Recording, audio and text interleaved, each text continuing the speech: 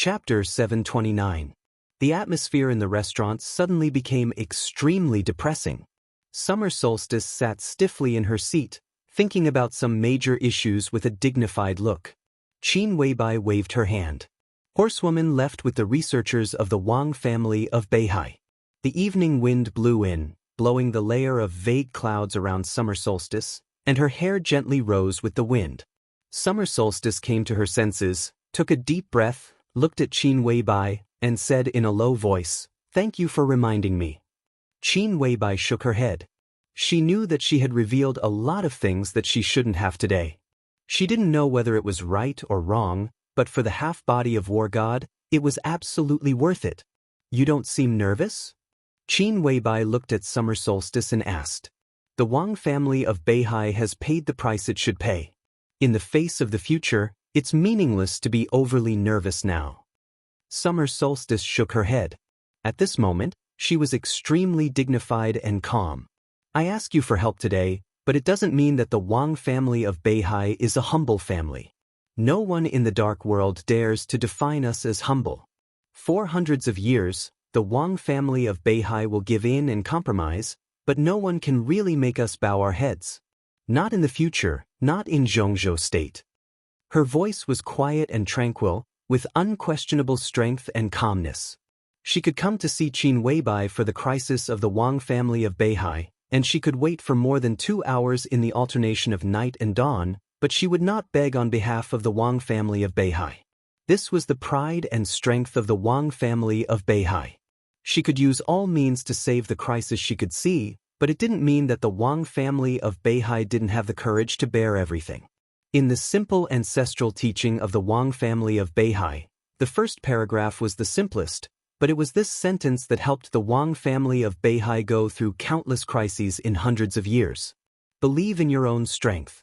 In a real desperate situation, the strength that can be held in your own hands is the most effective weapon. As the descendants of the Wang family of Beihai, you should have your own persistence and courage.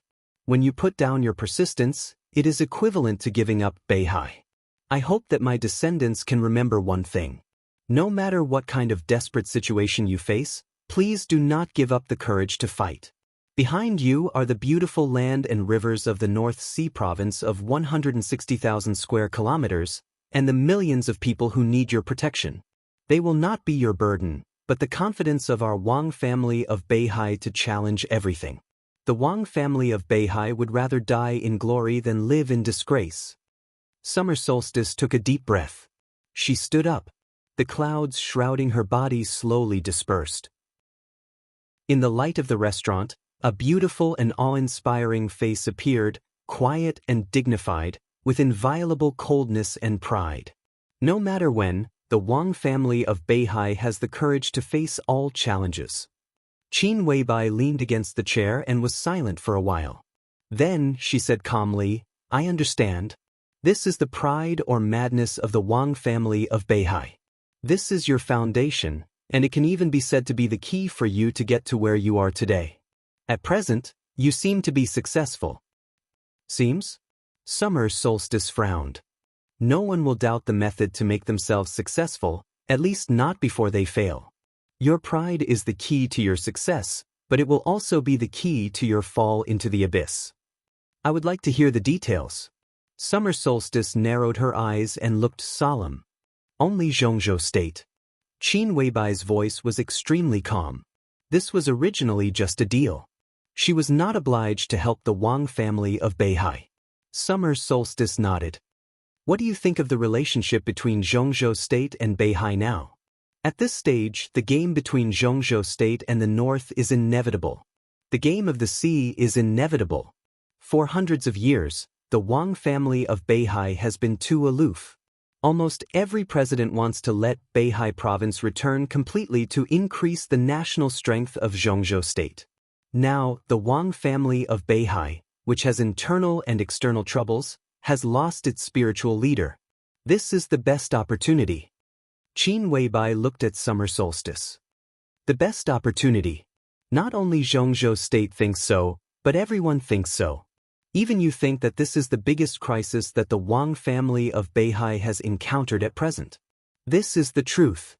Summer Solstice said calmly, everyone can see this clearly. Do you have any suggestions? Do you want to win? Qin Weibai asked. Of course.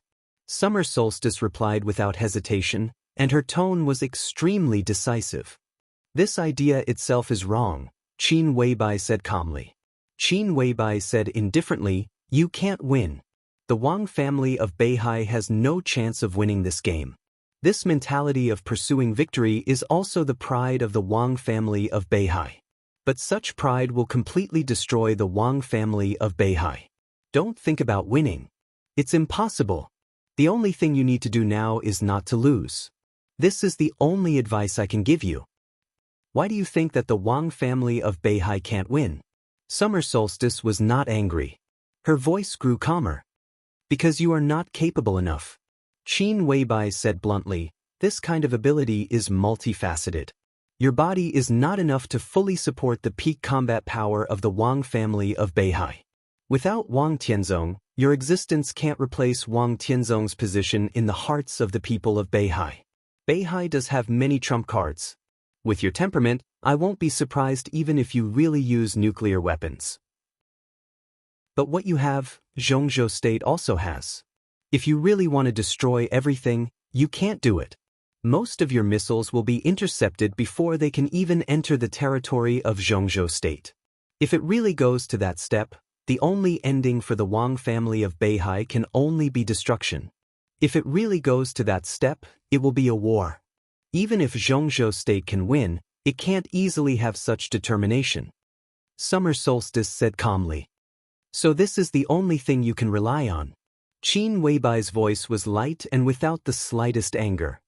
The only thing you can rely on is that Xianxia state doesn't dare to easily break out a war. This is the foundation of this game. This foundation is betting on Xianxia state's determination. Xianxia state doesn't want to do it and doesn't dare to do it at all are two different concepts. Under such circumstances, it's completely a pipe dream for you to want to win. Summer Solstice's face suddenly became a little ugly. She snorted coldly and did not speak. Retreat, or even bow your head, is your only choice. Qin Weibai said calmly, you can be strong, but your strength is based on concessions. Between strength and concessions, the Wang family of Beihai needs to find a new balance and create a new situation. Then, in this situation, you need to strive for stability, delay the situation, and drag it into a mess. This should be the limit of your ability. And then? Summer Solstice said coldly. Wang Tianzong has begun to use the body of the god of war. At that time, he should almost recover. At that time, he will naturally come out to clean up the mess. During this process, to put it bluntly, if you want to delay it, you can only delay it. Is this your speculation? Summer Solstice said tentatively. I can give you some evidence you want. Qin Weibai said calmly. Summer Solstice was in a daze. After a long time, she smiled bitterly. I'm afraid that by that time, it will be difficult for Tianzong to control the situation. Qin Weibai looked at her strangely and did not speak. I think I have another choice at the moment. Summer Solstice sat down again. The Wang family of Beihai can choose to join forces with Emperor Dong's palace. That's what you want to see, isn't it?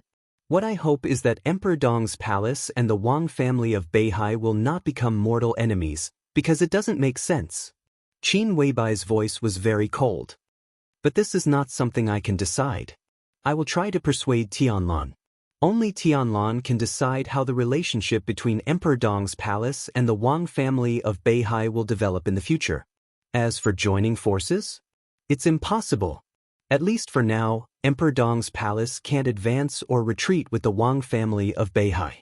I can tell you clearly that before there is a clear result in the Wang family of Beihai, Emperor Dong's palace will not join forces with the Wang family of Beihai. A clear result, Summer Solstice muttered to herself. Qin Weibai looked at her quietly, politely and calmly. The final result, what will happen to Tianzong? After a long time, Summer Solstice asked softly. Her voice was a little trembling. I can't see the future, so I can't give you an answer. Qin Weibai said calmly. What do you think? Summer Solstice's voice was extremely persistent. Qin Weibai chuckled, but there was a flash of complexity in her eyes. She looked at Summer Solstice with some envy, some sympathy, and some melancholy. He will die, Qin Weibai said, but he will die a worthy death. He is willing. Summer Solstice's body suddenly shook for a moment. Qin Weibai stood up, looked at Summer Solstice and said, "That's all for today. Goodbye." Summer Solstice silently turned around and walked out of the restaurant. Qin Weibai watched her back disappear from her sight, sat down again, and thought silently. No one knew what she was thinking about. Horsewoman came in and said softly, "Boss, the sordid information has been given to her." Qin Weibai said yes, thought for a moment, and said, "Where is Tianlan?" "The news came 5 minutes ago. The helicopter has left Yuzhou." Horsewoman said, "If we go after him now, we can still intercept him."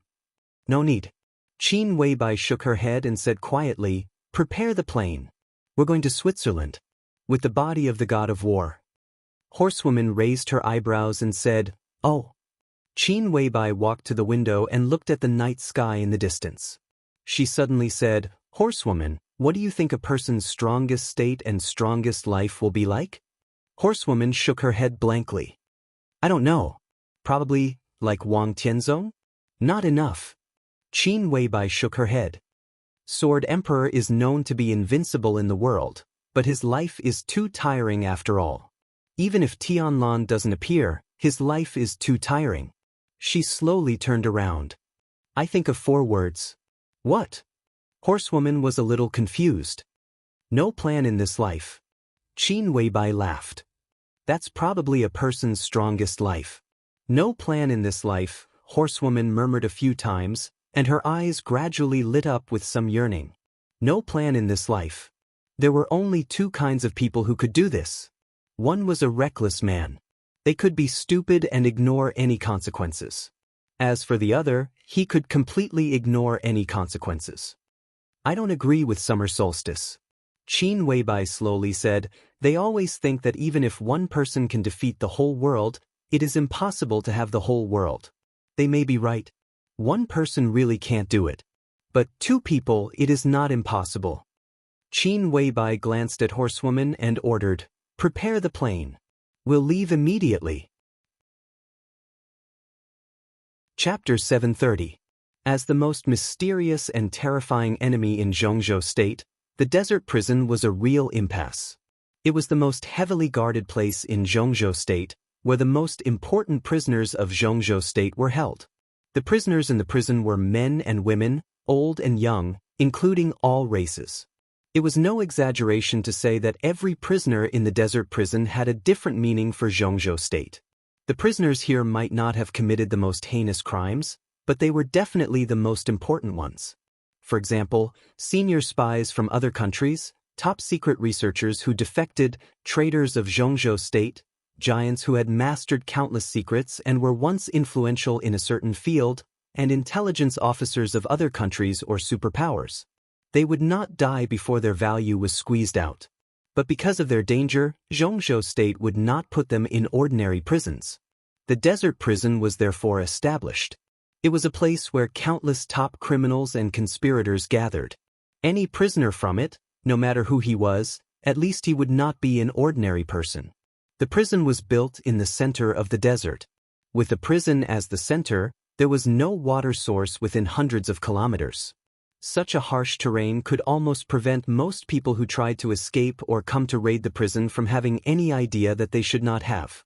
At the beginning of the year, there were nearly 300 prisoners in the desert prison, but there were less than 1,000 jailers who were responsible for guarding these 300 prisoners, including 2 superiors of the Thundershocking realm and none of the half-step invincible realm. It was known as the most heavily guarded base. This kind of power sounded incredible, but Li Tianlan knew very well how powerful and terrifying the desert prison was behind this seemingly empty defense force. In the past 60 years, after the superpowers in the Dark World had worked hard to find the location of the desert prison, they had carried out nearly 20 jailbreaking operations here. The largest one was led by an invincible realm expert. Nearly 1,000 elites from various superpowers gathered together, and blood flowed like a river in the desert. Such a battle could be said to be a small war.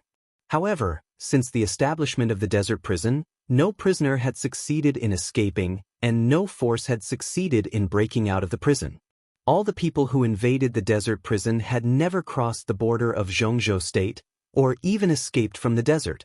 Including the superior of the invincible realm who had attacked the desert prison many years ago, he was eventually killed less than 30 kilometers away from the desert prison. Near the desert prison that seemed to be defenseless, there were two absolutely confidential military bases in Xianxia state. One was a fully automated reconnaissance base, and the other was a semi-automated Air Force base. The former was codenamed Sky Eye, while the latter was codenamed Sky Arrow. The Heavenly Eye was the main military base responsible for guarding the daily security of the desert prison. It was also the top reconnaissance system in Xianxia state. In the past 100 years, Xianxia state had invested a lot of money in the Heavenly Eye system. Thanks to the efforts of the first generation of researchers, the third generation of the Heavenly Eye system had been developed. Today, all the major theaters of operations in Xianxia state, including the Border Control Corps and Special Services, were equipped with the Heavenly Eye reconnaissance system. The Heavenly Eye system of the desert prison could be said to be the strongest among all the Heavenly Eye systems in Xianxia state. It was not because of the importance of the desert prison. It was because this was a desert. It was the simplest, most straightforward, and most inexplicable reason. This was a desert. Therefore, the Heavenly Eye system here was the most terrifying. The third eye was connected to most of the military satellites of Xianxia state with the most advanced scanning radar. In the reconnaissance mode, the reconnaissance radius of this system was nearly 200 kilometers. And this was a desert. There was no city, no neighborhood, no human habitation, only thousands of miles of yellow sand. Under such circumstances, the Heavenly Eye military base relied on the Heavenly Eye system and was equipped with countless of the most advanced firepower weapons. Laser weapons, electromagnetic weapons, infrasonic tracking cannons, demon eye bombs. Within the detection radius of the core of the Heavenly Eye, almost no creature could escape the detection of the Heavenly Eye. In the face of enemy invasion, the Heavenly Eye could automatically start all the weapon systems in the military base in a few tenths of a second. This was a real full-scale firepower. This was a desert. Without having to worry about accidental injuries or damage, the Heavenly Eye system could rely on its absolute firepower advantage to directly pour its firepower over every inch of land within 100 miles in less than a minute. No one could survive this kind of indiscriminate bombardment. Not the invincible realm, not the peak of the invincible realm.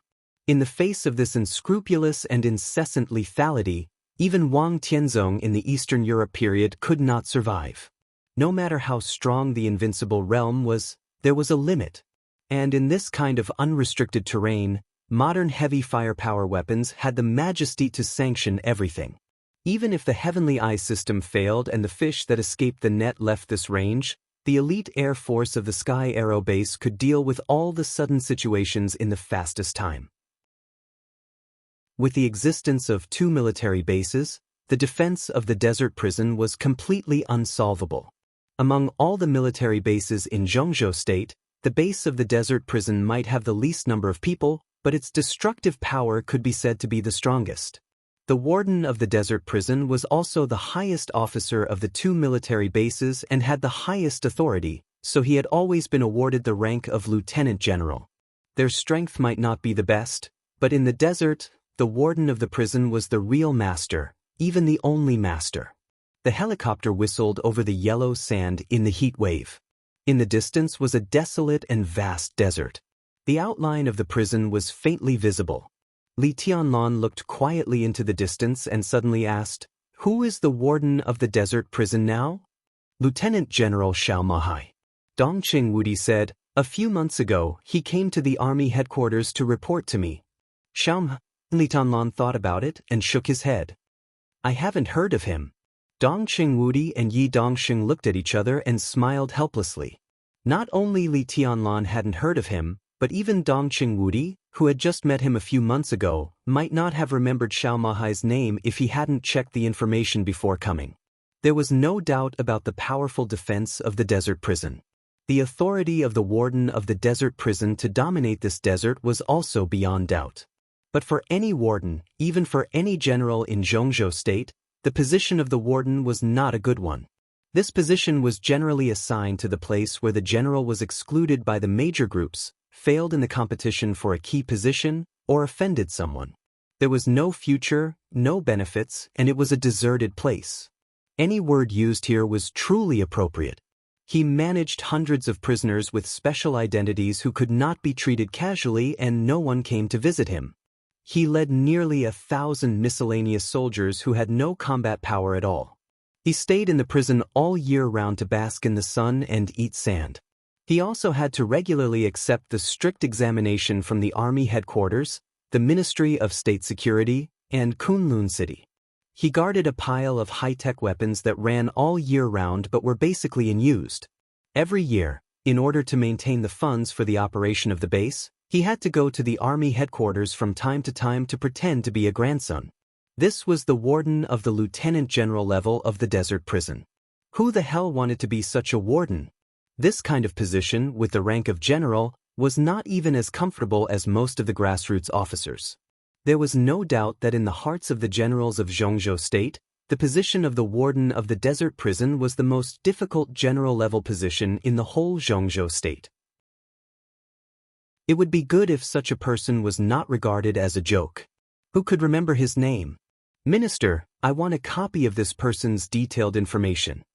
Li Tianlan thought for a moment and said softly, "No problem." Dongqing Wudi nodded. "I'll ask someone to extract the file." Li Tianlan narrowed his eyes slightly and looked thoughtfully at the desert prison that was getting closer and closer. In the eyes of others, the warden of the desert prison might be the most difficult position, but to him, this position was extraordinary. To him, this warden could even be said to be the most valuable person he would come into contact with in the next period of time. Chapter 731. The helicopter landed slowly in front of the gate that looked a little old in the desert prison. Xiao Mahai, the warden, and 2 deputy wardens greeted them with some middle-level staff in the prison. The desert was full of wind and sand. The yellow sand was raging, almost bending the warden's waist. The rank of lieutenant general of Xianxia state shone under the scorching sun. The warden, who looked nearly 60 years old, stooped and trotted all the way. His speed in the thunder-shocking realm almost left the 2 deputies and others behind. But Xiao Mahai seemed to be unaware of it. When he was still far away from the helicopter, he had already stretched out his hands with a smile on his face, looking humble and respectful. "Hello, Minister Dongqing. Welcome to the desert for inspection." Dongqing Wudi smiled indifferently and shook hands with him casually. This kind of lieutenant general, who had an empty military rank but could hardly play any role, was indeed not taken seriously by him. He pulled out his hand, looked calm, and said righteously, "General Xiao, I'm not here to inspect the work. Yesterday, there was a vicious case of extermination in Yuzhou City. Li Tianlan, the former marshal of the Special Warfare System, is a major suspect in the case. The parliament decided to imprison Li Tianlan in the desert prison. I'm here to escort the suspect. The desert prison is your territory. The suspect has been sent here. I hope you can fulfill your duty and keep a close watch on him. If anything goes wrong, Xianxia State will hold you responsible. Do you understand?" "Yes, Minister, I understand. Xiao Mahai seemed to want to salute, but he felt awkward when he raised his palm halfway. During the 3 years as the warden of the desert prison, everything he had encountered had almost completely crushed his arrogance and strength of character. He laughed at himself, put down his palm, and kept nodding and bowing to Dongqing Wudi skillfully and naturally. Dongqing Wudi nodded and patted Li Tianlan on the shoulder. "This is Li Tianlan, the suspect I'm going to escort this time." Xiao Mahai quickly looked up at Li Tianlan. This was his first feeling. Ordinary. This was his second feeling. Extraordinary. When the third feeling appeared, all his impressions suddenly solidified. He was extraordinary. The young man, who had been a marshal and was now a prisoner, stood beside Dongqing Wudi. His eyes were calm and deep, but he stood there without any sense of existence. Under the scorching sun and the raging sandstorm, he stood there like an illusory shadow. But once Xiao Mahai's attention was focused on him, this illusory shadow suddenly became extremely real. Under that seemingly ordinary appearance, Xiao Mahai felt an indescribable peerless elegance. It was an indescribable feeling. Xiao Mahai could not describe it. He was just standing there, but he had fused with the whole world in the unseen world. Li Tianlan took the initiative to extend his hand and said quietly, "Hello, General Xiao." "Hello, Your Highness." "Welcome, Your Highness." No, Your Highness, that's not what I meant." "Hello, Your Highness, hello."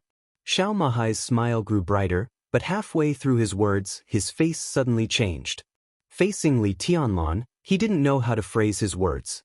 His head was covered in sweat, and his waist seemed to be clockwork as he kept bowing to Li Tianlan. Li Tianlan smiled and seemed to find it interesting. Xiao Mahai became more and more nervous, and his hand holding Li Tianlan trembled slightly. Although he was sent to the desert prison, he was still a lieutenant general of Zhongzhou state. And as the warden, how could he not know the details of the prisoners he was about to lock up? Before Li Tianlan came to the prison, Xiao Mahai had already known Li Tianlan's details through the outside world. He also roughly understood the reason why he came to the desert prison. To be honest, the moment he saw Li Tianlan's information, Xiao Mahai's scalp was a little numb, and his heart sank to the bottom. Before he was sent here, Li Tianlan's name had already been famous in Zhongzhou state. But at that time, Li Tianlan was just an extremely talented young man who was the successor of the Li family. For more than 3 years, Xiao Mahai was discouraged and didn't pay much attention to the outside world. At this time, when he looked at Li Tianlan's information again, he found that the outside world had already changed dramatically. Li Tianlan was still very young. But no one saw him as a young man with a bright future. He had never entered the invincible realm, but he had killed more than one invincible realm expert. He led the Snowdance Corps to conquer 5 countries in Eastern Europe, became the Palace Lord of Emperor East's Palace, established Xianyuan City, swept away the Wang family of Beihai, and was even likely to become the master of Tiannan in the future. Such a figure was now strongly supported by the giant group. Even Wei Kunlun of Mount Shu had joined the Samsara Palace in a high-profile manner. He couldn't afford to offend him. This was the first thought that came to Xiao Mahai's mind when he saw Li Tianlan's information. Such a Li Tianlan was definitely not a figure he could afford to offend. After learning about Li Tianlan's past, he also understood why Li Tianlan appeared here. In this way, he was even more frightened. He killed Shi Mulin's family, but he was taken as a suspect and escorted to the desert prison. Just by the identity of the suspect, Xiao Mahai smelled countless knives and swords. He had committed such a serious crime, but he was still only a suspect. Obviously, some people in Zhongzhou state wanted to deal with the case strictly, but there were also people who wanted to protect Li Tianlan. In the case that neither side could do anything to the other for the time being, they each took a step back, so Li Tianlan became a suspect. The moment he figured out this problem, Xiao Mahai had already decided his attitude toward Li Tianlan. He had to accept it. He had to accept it, but he couldn't treat him as an ordinary prisoner. If he did so, he would offend the giant group first. And in Xiao Mahai's view, Li Tianlan came to the desert prison only for a temporary period. It could even be said that he came to avoid the limelight. Such a figure, the future heavenly son, Li Tianlan could be said to be the general trend. It was impossible for such a figure to be trapped in the desert prison until he died. After 3 or 5 months, at most a year or 2, when the limelight passed, Li Tianlan would go out. After he went out, naturally, it would be a situation of boundless sea and sky. How could Xiao Mahai offend such a person to death? How dare he offend him to death? Worship him. Worship him as an ancestor. General Xiao seems to be too nervous. Yi Dongxing, who was beside him, smiled. Xiao Mahai was stunned and then noticed the god of army of Zhongzhou state. He narrowed his eyes and nodded, saying, "Hello, General Yi." To Dongqing Wudi he used honorifics. To Li Tianlan, the suspect, he called him Your Highness, nodded and bowed, and also used honorifics. To Yi Dongxing, his tone was extremely calm, even indifferent. Yi Dongxing raised his eyebrows, smiled indifferently, and didn't say much. He could understand Xiao Mahai's hostility and his excessive enthusiasm for Dongqing Wudi and Li Tianlan. In fact, the reason why Xiao Mahai was sent to the desert prison was the result of the game between the Southeast Group and the Giant Group. Before he was transferred to the desert prison, Xiao Mahai was the commander of a group army in Zhongzhou State. That group army might not be the trump card of Zhongzhou State, but in the main force, it had always ranked first. Xiao Mahai himself did not have a strong backer. He could serve as the commander of that group army. First, his strength close to the peak of the thundershocking realm made him qualified. Second, under the special background, all parties couldn't reach a good result after weighing the pros and cons, so they could only send Xiao Mahai to make the transition. More than 3 years ago, Xiao Mahai actually wanted to get close to the Giant Group and took action. He made positive comments on the Border Control Corps many times in public. At that time, it was almost certain that Dongqing Wudi would leave the Border Control Corps and enter the main army headquarters. The internal game in the military was extremely fierce. Xiao Mahai used all means to merge the group army he led into the Border Control Corps. In this way, he officially stepped onto the big ship of the Giant Group. Although he didn't see Dongqing Wudi at that time, he also visited many big shots of the Giant Group and got relatively positive responses. However, when his operation was about to succeed, a major general of the Southeast Group came out of nowhere and directly took away his position. All of Xiao Mahai's dreams were completely shattered, and he was transferred to the desert prison. It wasn't that the Giant Group didn't fight for this matter, but in the end, it was no match for the Southeast Group. In addition, Xiao Mahai himself wasn't a direct descendant of the Giant Group, and Dongqing Wudi had to pay a lot of bargaining chips to get the position. At that time, the Giant Group, whose biggest demand was to let Dongqing Wudi enter the army headquarters, naturally wouldn't be too insistent. That was why Xiao Mahai had gone through so many ups and downs in the past 3 years. As one of the leaders of the Southeast Group, Xiao Mahai naturally didn't have a good impression of Yi Dongxing. He didn't even bother to keep up appearances. As a lieutenant general, he already had the worst treatment in the desert. How bad could it be? No matter how powerful Yi Dongxing was, could he beat him to the end?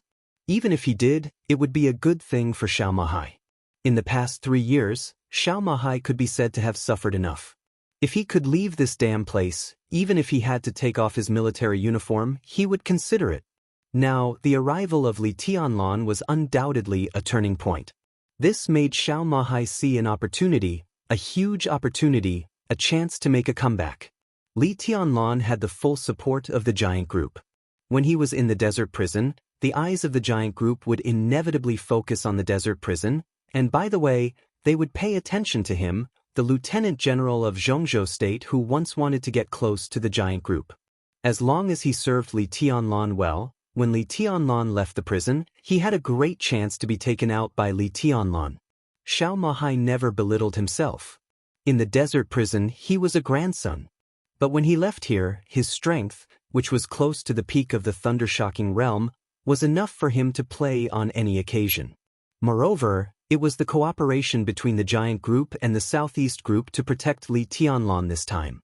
If Li Tianlan was willing to take him away, the Southeast Group might not stop him. In this way, as long as Li Tianlan was satisfied, his affairs would be promising. General Xiao, you're too polite. I'm a prisoner. In the future, I'll have to rely on you to take care of me in the prison. Li Tianlan said with a smile, his tone clear and light. Of course I will. Rest assured, Your Highness. If you have any needs, I promise to meet them. Xiao Mahai wiped the sweat on his forehead and glanced at Li Tianlan. The two of them looked at each other slightly and were deeply satisfied with each other's attitude. This seemed to be a good start. That was what both of them thought. However, Xiao Mahai thought about the beginning of his comeback. Li Tianlan thought about the beginning of the rapid maturity of Emperor Dong's palace. Li Tianlan chuckled and held Xiao Mahai's hand with more strength. Your Highness, please. Xiao Mahai bowed deeply, his posture becoming more and more respectful. Chapter 732. The area of the desert prison was neither too big nor too small, but it was more than 300 acres in the desert. It looked very majestic, like a small city that had suffered the vicissitudes of life. Under the leadership of Xiao Mahai, Dongqing Wudi and Yi Dongsheng personally accompanied Li Tianlan into the desert prison. That was to accompany. Under the common interests, even Yi Dongsheng, who did not get along with Li Tianlan, showed a smile and a very peaceful attitude. Such a move made Xiao Mahai more sure of his guess. Li Tianlan's coming to the desert prison was just that both sides of the game took a step back for the time being. It was far from the time to decide the outcome.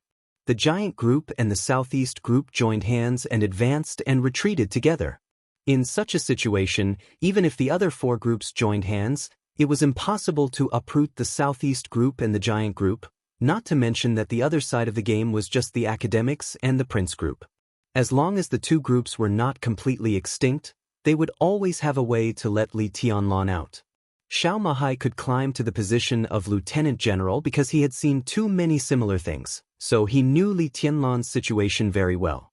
The outcome of the game between the four groups was still uncertain, but Li Tianlan could be said to be in an invincible position. At least he would not be trapped in the desert prison. Xiao Mahai could be completely sure of this. The interior of the desert prison was a semi-closed and semi-open building. After entering the gate and passing through a 100-meter-long passage full of various weapons, the first place to enter was the dormitory where the prison staff lived. There was a canteen between the dormitory and the prison. After passing the canteen, it was the place where the prisoners lived. There were extremely narrow corridors full of rooms, but most of them were empty. The prisoners were far away from each other. Li Tianlan looked at the narrow and winding corridor in front of him, and a very familiar expression appeared in his eyes. The entire prisoner area was a huge and complicated maze.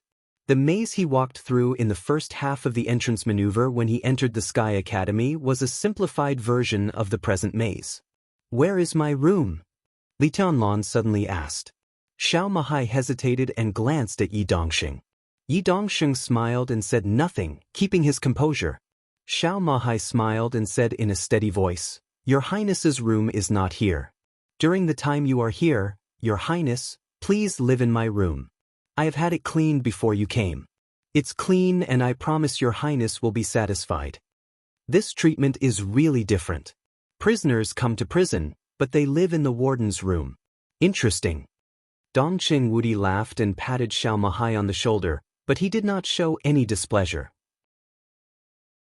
On the contrary, he looked extremely satisfied.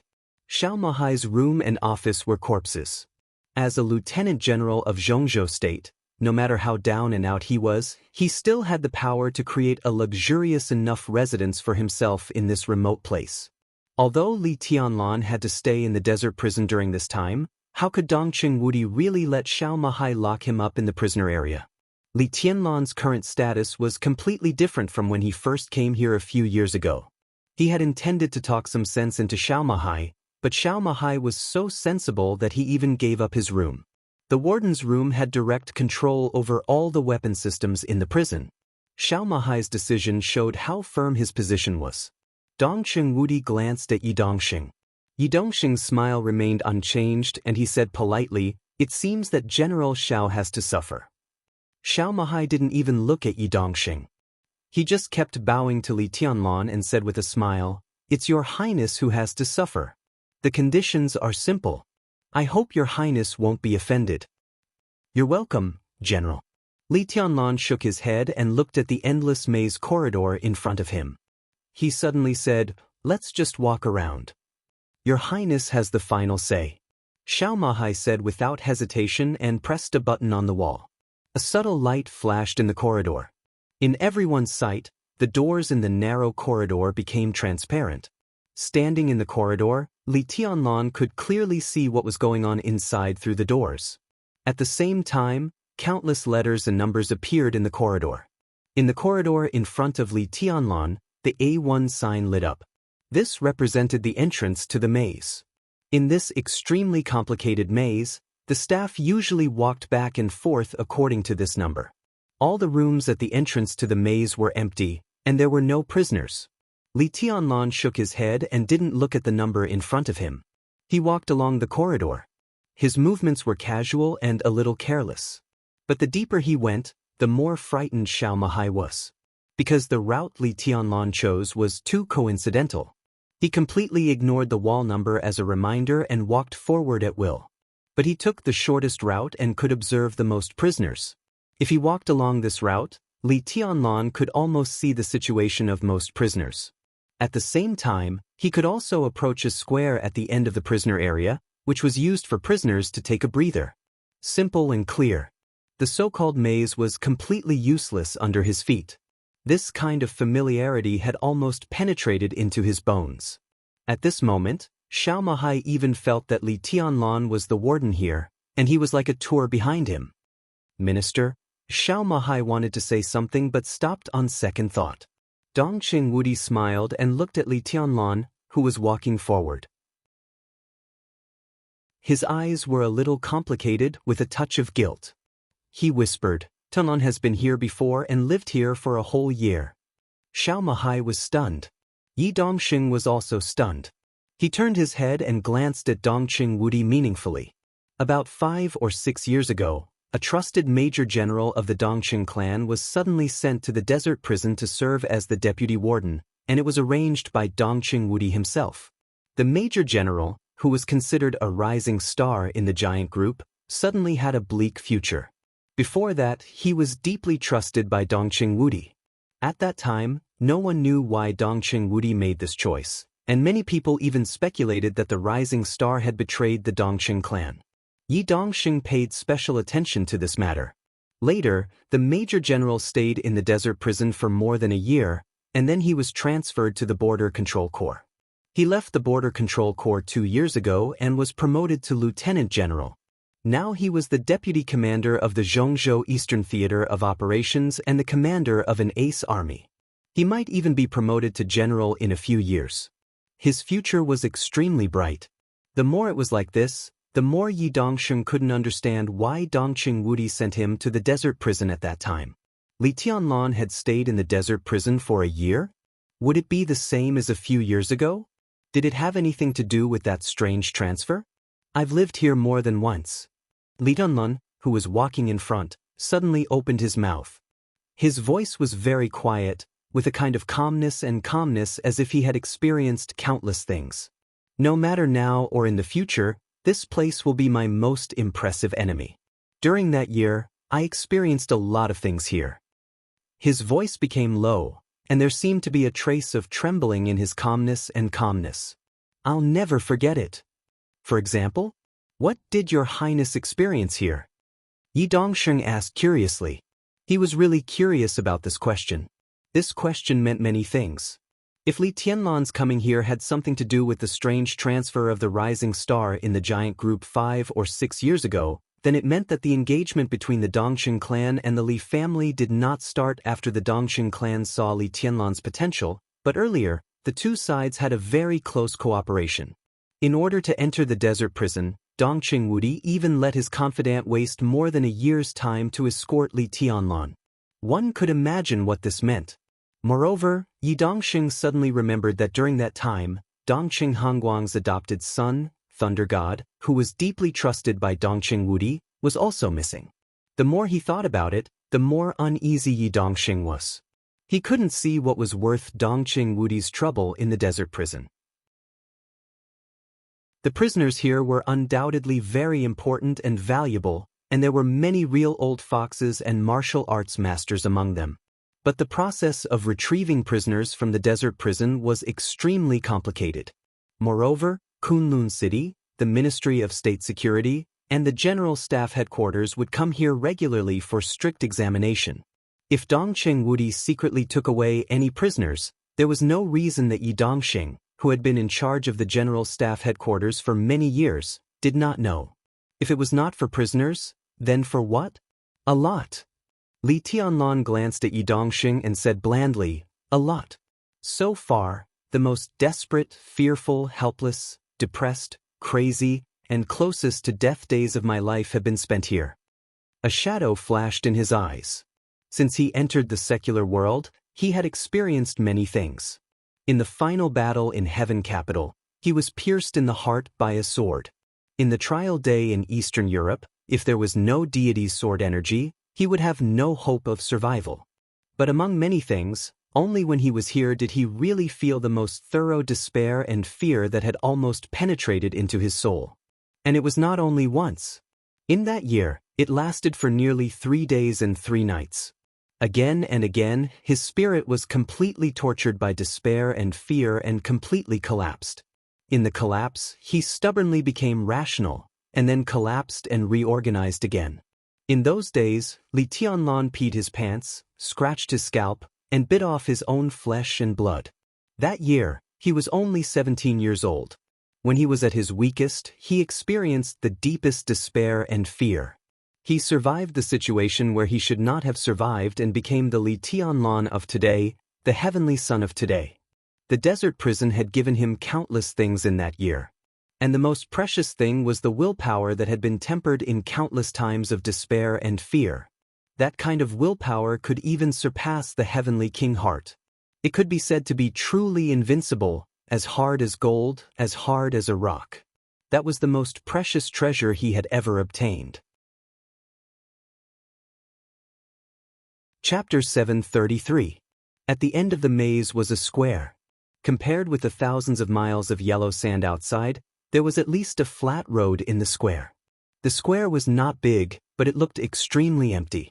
There were a few basketball racks, a miniature football field, and a few table tennis tables scattered in it. Apart from that, there was nothing else. The prison's control of prisoners was not too strict. Everything in the square was entertainment facilities for prisoners. Of course, there was a strict time limit, an average of 2 hours a day. When Li Tianlan and the others walked into the square, the break time had passed. The square looked extremely desolate. Li Tianlan walked around the track in silence and finally came to a corner. The corner was covered with yellow sand. A hole slightly larger than the dog hole was covered by a pile of weeds. It looked bottomless. Li Tianlan stood in front of the hole, narrowed his eyes, and said nothing. Xiaomahai's face changed. Dongxing Wudi's expression was solemn. Yi Dongxing was a little confused. It is said that when the desert prison was first established, the plan was to build the prison underground. Li Tianlan looked at the hole in front of him and said in a flat voice, "The military gave a detailed topographic map and did a site survey. In theory, a large military prison could be built about 80 meters underground, just like the 2 nearby military bases." No one spoke. The 2 military bases, Sky Eye and Sky Arrow, were built under the yellow sand around the desert prison. Everyone present knew this. It's just that the terrain of the prison is very complicated. When the construction was almost completed, the military found that the structure of the underground prison was a little unstable. If they wanted to strengthen it, they had to pay a lot of money. At that time, there was a big accident in the construction of the prison. After the parliament held a meeting to consider and study the construction cost, they decided to give up the plan of the underground prison, so the desert prison was placed on the ground. Li Tianlan took 2 steps forward and said lightly, "In fact, there is no difference.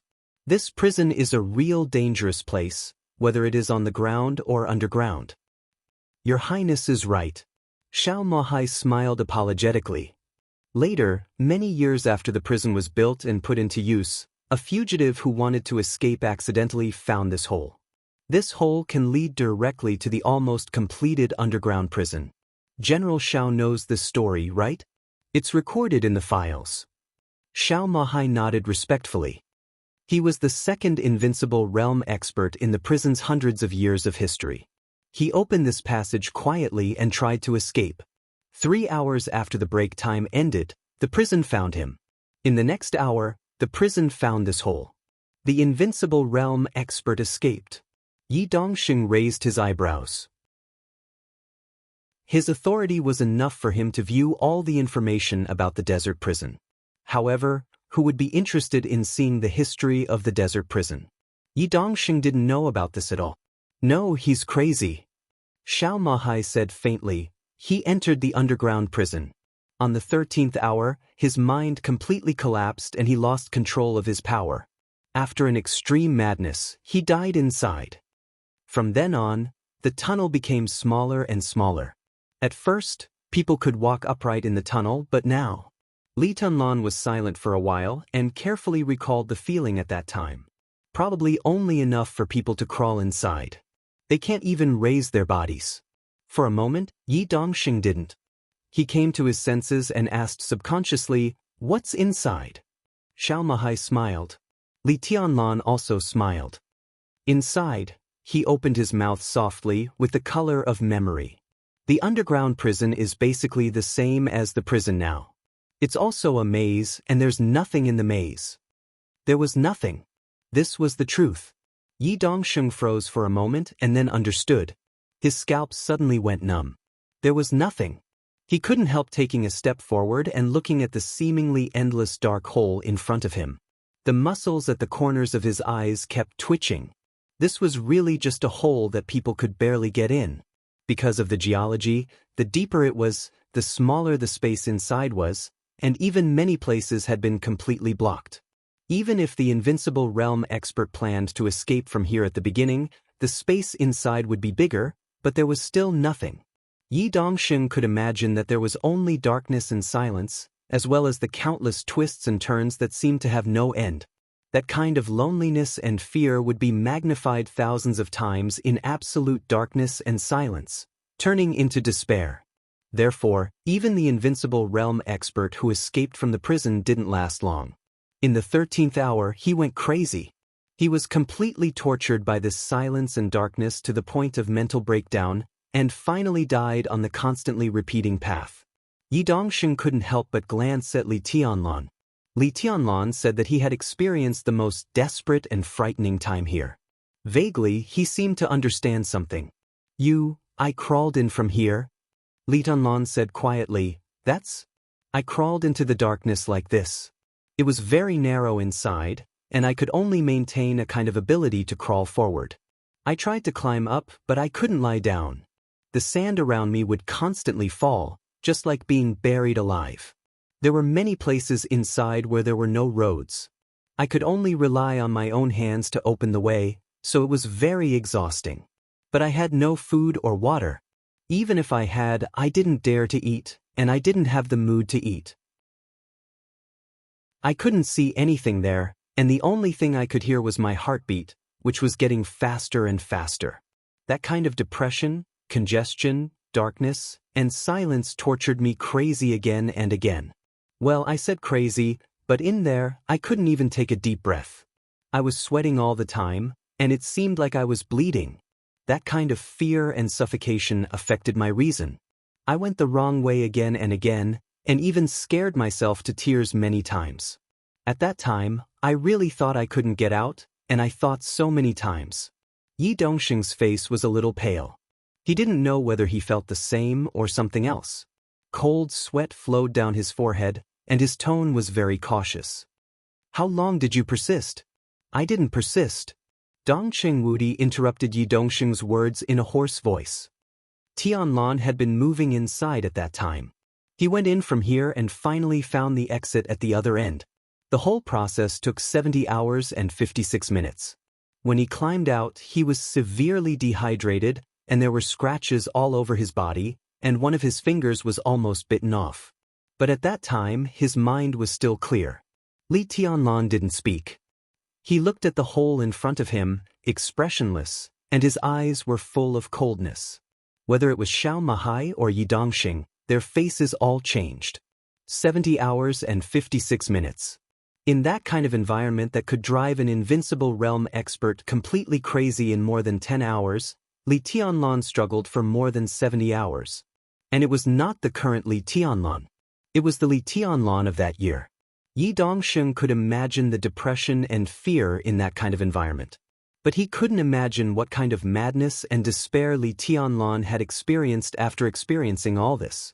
The corner of his mouth moved as if he wanted to say something, but for a moment, he couldn't say anything. Li Tianlan stood there quietly, as if he was lost in thought. But for the first time, Yi Dongxing felt the power from this figure. His eyes were looking up. 70 hours. Yi Dongxing couldn't do it. In this narrow passage now, he didn't even dare to say that he could hold on for 70 minutes. The key was that under such circumstances, Li Tianlan was not static. He was acting, thinking, and looking for the right route. Such 70 hours were enough to temper a person's collapsed spirit to a level that no one could imagine. Yi Dongsheng bowed slightly to Li Tianlan. He was the god of war and also a martial artist. This was the first time he felt the aura of a strong man from Li Tianlan. At this moment, what he respected was not Li Tianlan, but the almost inhuman will. "Before I leave, I will walk through this passage again." Li Tianlan said slowly, "No, I will leave directly from here." All the shadows in his eyes disappeared, and he became calm and confident. "Let everyone see it again." Dongqing Wudi sighed softly, but he didn't know what to say. Li Tianlan raised his head and looked at the sky. The sun in the sky shone on every corner of the square. But there was no sand or wind in the square. A thin barrier enveloped the entire square, isolating it from the outside world and this place at the same time. Li Tianlan didn't speak, just looking at the sun in the sky. Through the edge of the shield, the sky in the distance was pure blue. There was no shadow in the clear sky, and it was extremely quiet. The world was quiet. "Minister, please go back." Li Tianlan turned around and looked at Dongqing Wudi with a smile. "It's good here. I'm very satisfied. I really need such a place to think about something seriously." Dongqing Wudi took a deep look at him, nodded, and said, "Okay. During my time here, Emperor Dong's palace and Rushi have troubled you, minister." Li Tianlan continued. Dongqing Wudi shook his head slightly and asked, "Anything else?" Li Tianlan thought for a moment and raised his palm. There was a buzzing sound in the air. An extremely delicate and ghastly small black sword appeared in Li Tianlan's hand. The small sword rotated around Li Tianlan, as if it was reluctant to part with him. Li Tianlan flicked the blade of the Xianyuan sword and said calmly, "Minister, please bring this to Little Bai." Dongqing Wudi held out his hand. Li Tianlan glanced at the Xianyuan sword. The Xianyuan sword trembled and fell into Dongqing Wudi's hand obediently. Li Tianlan said no more and sent Dongqing Wudi and Yi Dongsheng out of the prison. Under the clear sky, there was endless yellow sand. He stood in the flying yellow sand, watching the helicopter gradually take off and go further and further away.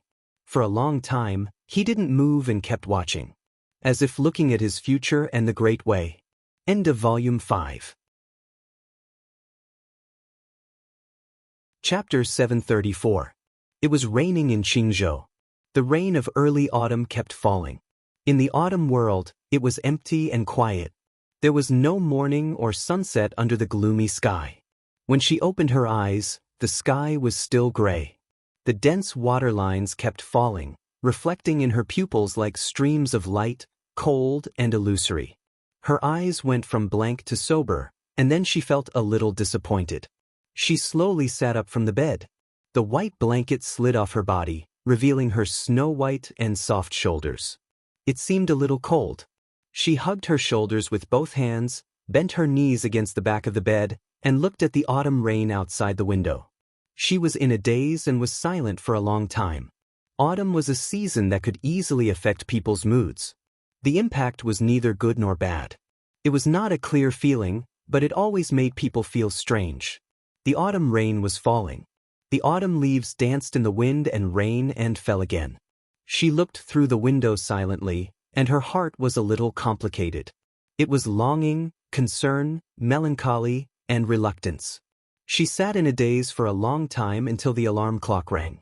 She slowly got out of bed and put on her pajamas. She could vaguely hear the laughter of young people downstairs, carefree and carefree. She glanced down. The students who went to school had already walked out of their homes. A new day had begun, but it was still a little strange. The continuous autumn rain beat on the entire Qingzhou city, and her eyes became calm. This rain, this season, suddenly made her feel a little homesick. But she already did not know where her home was. She did not know, so she simply did not want to think about it. She took a light breath, turned around, and walked into the bathroom.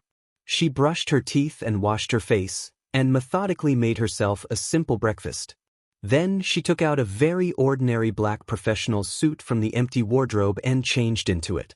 After all the preparation work was done, there were still 20 minutes before the departure time. She poured herself a glass of warm water, sipped it, and prepared for the interview. Yes, the interview. It was something she had never done before, at least not a month ago. In a month's time, she went to 4 cities and submitted nearly 12 resumes to different companies. After going through 6 interviews, after serious consideration, she rejected 5 of the offers and finally chose Qingzhou. Qingzhou was a very ordinary inland city, medium in scale and relatively backward in development. There were no mountains, rivers, or seas in the whole city, not even any landmark enterprises. The only advantage was probably that it was very comfortable and the pace of life was relatively slow. Such cities were everywhere in Zhongzhou State, and there was nothing noteworthy at all. She rented a house here for $1,000 a month. She rented it for half a year, and then chose a small foreign trade company. She passed the first interview, and today she participated in the second interview. His phone suddenly rang. It wasn't a phone call but an app notification. The deputy governor of Beihai Province, Chan Wanxing, has been placed on file for investigation by the Beihai Ministry of Supervision for serious violations of discipline. Her eyes were calm and gentle, without the slightest fluctuation. She just quietly drank the warm water and carried a lady's backpack out of the house. There was a brand new electric scooter in the corridor. She touched the electric scooter and looked out the window at the autumn rain. She wrinkled her nose and thought about it. In the end, she gave up and booked a taxi online. When the taxi stopped in front of her, she opened the door and got in. Her voice was clear and quiet as she said softly, "To the Susui Trading Building." The Susui Trading Building really wasn't big. The 5-story office building looked quite old. This was the headquarters of the Susui Trading Group. This company didn't stand out in the whole country, but in Qingzhou, it was second to none. Every time there was an open recruitment, the competition for the positions was fierce. To some extent, those who could pass the first round of interviews and enter the second interview basically had their own merits. But now, looking at the resumes on the table and the people who were going to participate in the second interview, He Yishui's impatience was practically written on her face. He Yishui was the CEO of the Susui Trading Group. She was 31 years old and had just gotten divorced last year. In the entire trading circle of Qingzhou, she was a rather famous career woman. In the recent second interview, one of the positions to be recruited was for her special assistant. She had been looking forward to it, but she hadn't expected that all the candidates she saw would be of this standard. 8 candidates were competing for 4 positions, 3 men and 5 women. He Yishui remembered very clearly that 2 of the male candidates had said their names wrong when they introduced themselves, and the other one was stammering. He Yishui couldn't understand what he was talking about even after talking for a long time. And a few of the female candidates were obviously distracted. One of them had said the wrong college she had graduated from. The entire process of the second interview was a complete disaster in He Yishui's eyes. It was a mess. It wasn't easy for her to get past the 5 candidates. Her heart had completely disappeared. When the 5th candidate walked out of the conference room, she couldn't help but stand up and say, "I still have something to do. I'll take my leave first." "So don't worry. From their resumes, they seem pretty good." A middle-aged deputy CEO smiled and said softly, "Pretty good." He Yishui raised her eyebrows. She was undoubtedly a very beautiful woman. She was in her early 30s, which was the most beautiful period of a woman. Mature, elegant, and calm. It was just that her entire aura seemed a little too fierce when she was working, so much so that it diluted her originally good looks. I can't see what's good about these people. Oh, except for their resumes. I don't even know how they passed the first round of interviews. Who was in charge of the first round of interviews? I need an explanation. He Yishui's voice was filled with undisguised displeasure. I was in charge of the first round of interviews. The middle-aged deputy CEO who had spoken just now smiled and said, "Xiu He, the performance of those people just now wasn't very good, but it's understandable. Their state today is really a little unjust." He Yishui raised her eyebrows. "I said that there was a candidate in the second round today who had a very good image." The deputy CEO chuckled with obvious appreciation and even amazement in his eyes. "Very, very good. These people's mentality is probably affected. He Shui knew about this. Part of the reason why she came here today was also because of this. But if it was said that the image of the competitors had caused the mentality of those candidates to be out of balance, she inevitably felt a little ridiculous. Is it so exaggerated? How good can the image be? The resumes are on the table. You have also seen the photos. The deputy CEO said calmly, "Xiu He, please sit for a while. I promise that you will be satisfied with this candidate."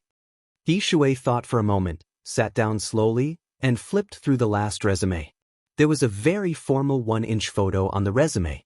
The young woman in the photo did have bright eyes and white teeth. But through this simple and formal 1-inch photo, what she could see was really limited. She shook her head and said, "Directly invite this candidate in." The deputy so nodded and turned on the loudspeaker beside him. At this moment, even his voice unconsciously became soft. Number 6, Li Mutong. He Shui quickly lowered her head and looked at the resume again. Li Mutong, female, 23 years old, graduated from the finance department of Beihai University. Work experience, none. Intended position, clerk. She raised her eyebrows and raised her head. The glass door of the conference room was pushed open. A tall and slim figure walked in. He Shui's eyes flashed a touch of astonishment, and then she was completely stunned. She didn't even hear the smile on the other side's face. The deputy CEO said that the candidate had a good image. Only when she saw Li Mutong in person did He Shui understand what this sentence meant. Exquisite short hair, beautiful face, clean eyes, simple dress, she was quiet. She stood there, but her whole body seemed to be glowing, which made people involuntarily focus their eyes on her. At this moment, He Shui couldn't even describe her feelings. Even as a woman, she had to admit that she had never seen such a beautiful person of the same sex, especially the temperament of the other party. He Shui looked down at the resume again. 23 years old. She took a deep breath, and her eyes gradually lit up. The other party was very young, but she couldn't see the slightest childishness from her. It was a kind of indescribable maturity and elegance, but also full of vitality, quiet, indifferent, calm, and strong. Almost in an instant, He Shui was completely conquered by the other party's image. This was the person that Su Shui wanted, even if she didn't know anything. At this moment, He Shui really thought so. Her eyes became extremely soft. She noticed that the other party's calm but not aggressive eyes were looking at her.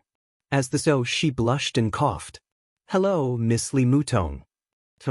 Li Mutong looked at her and said softly. He Shui took a deep breath, calmed herself down, and said in a softer tone, "Please introduce yourself." She nodded. "I graduated from the finance department of Beihai University, and I have a certain understanding of foreign trade. I am proficient in 4 languages, Chinese, English, Snow Country, and Germanic, and..." Her introduction was concise, but not general.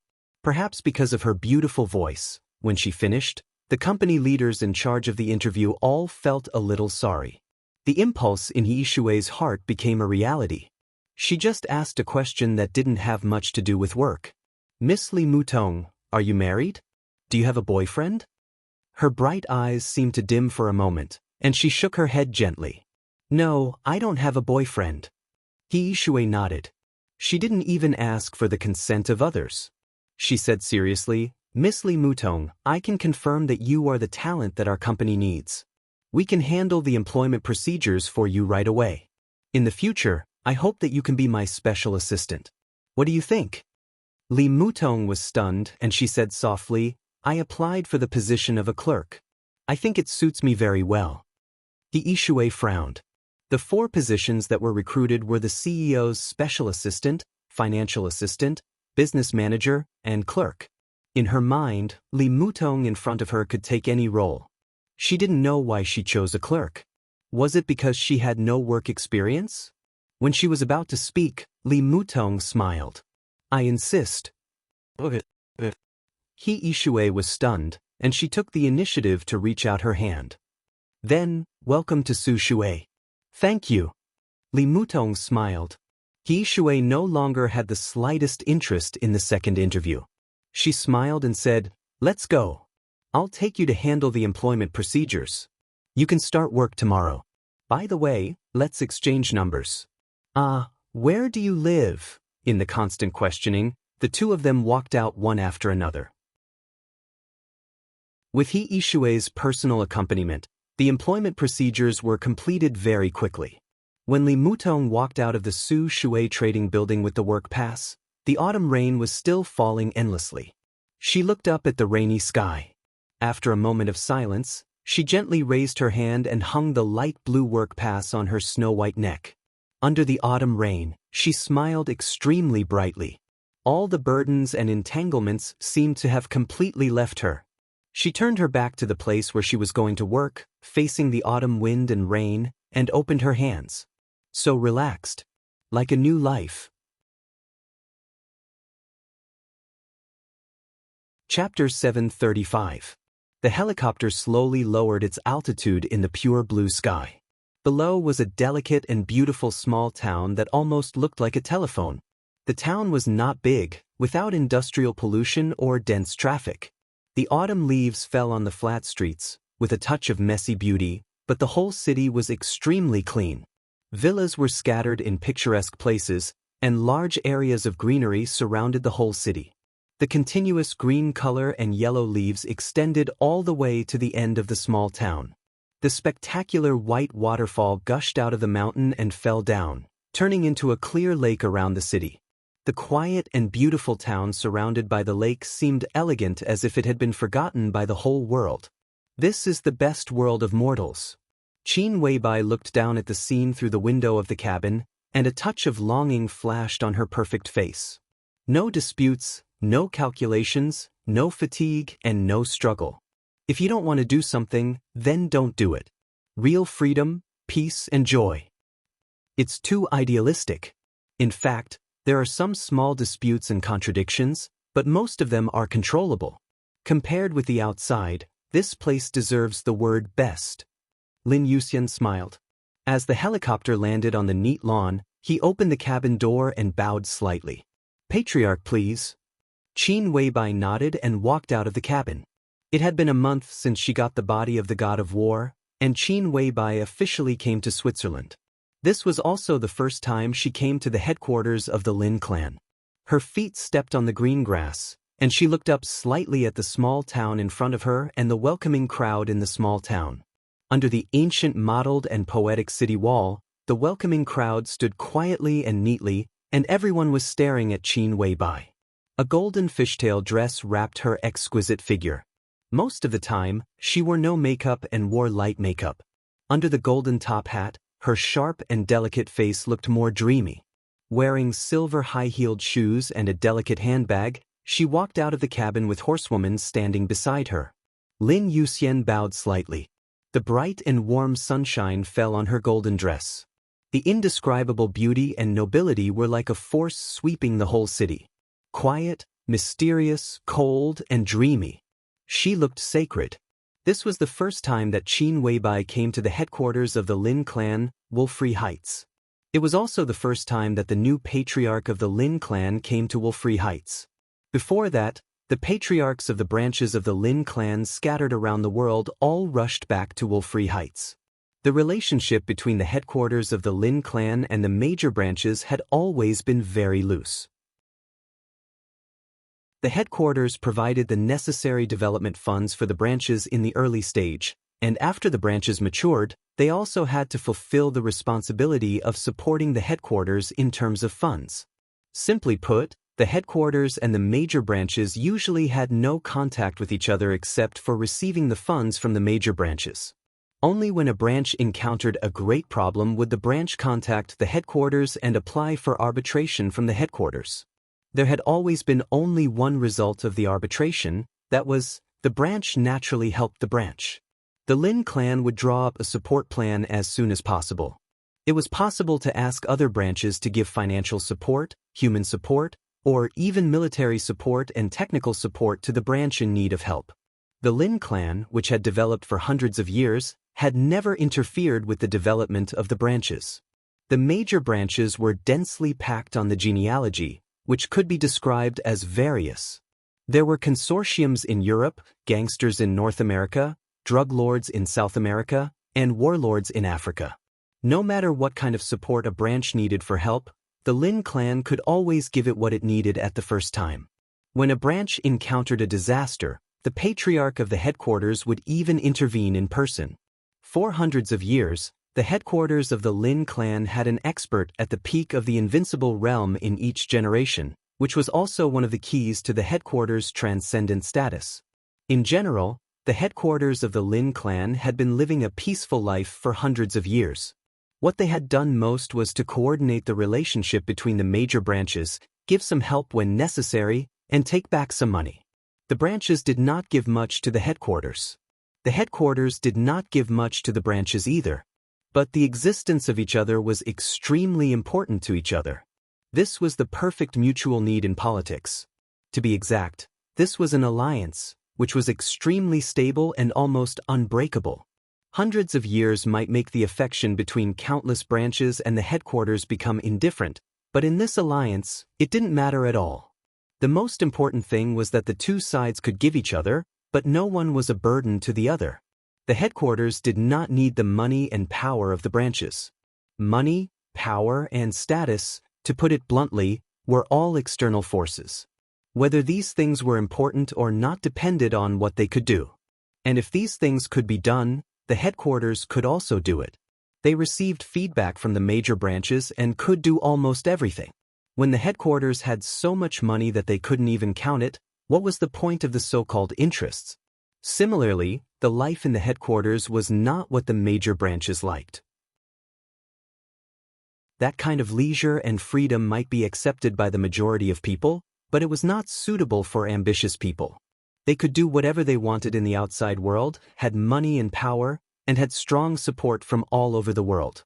They did not covet the headquarters, and even if they did, what could they covet?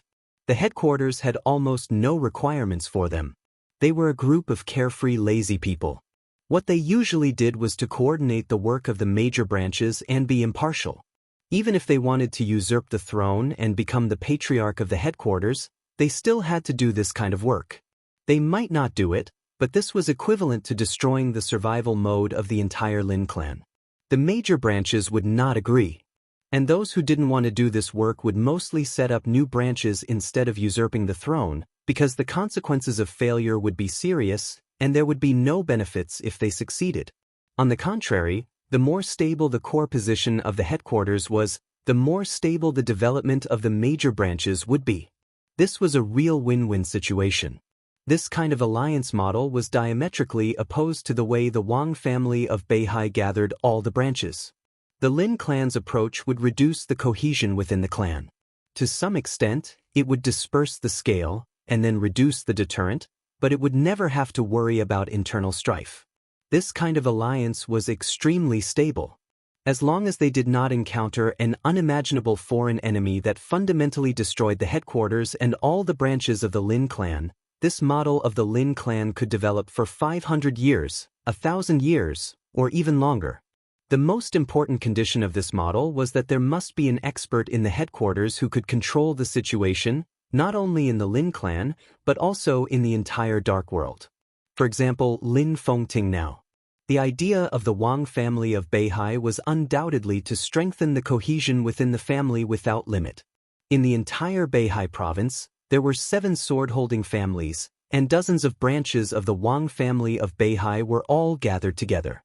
While they shared interests with each other, sometimes it was tantamount to forcing the branches to be loyal to the family.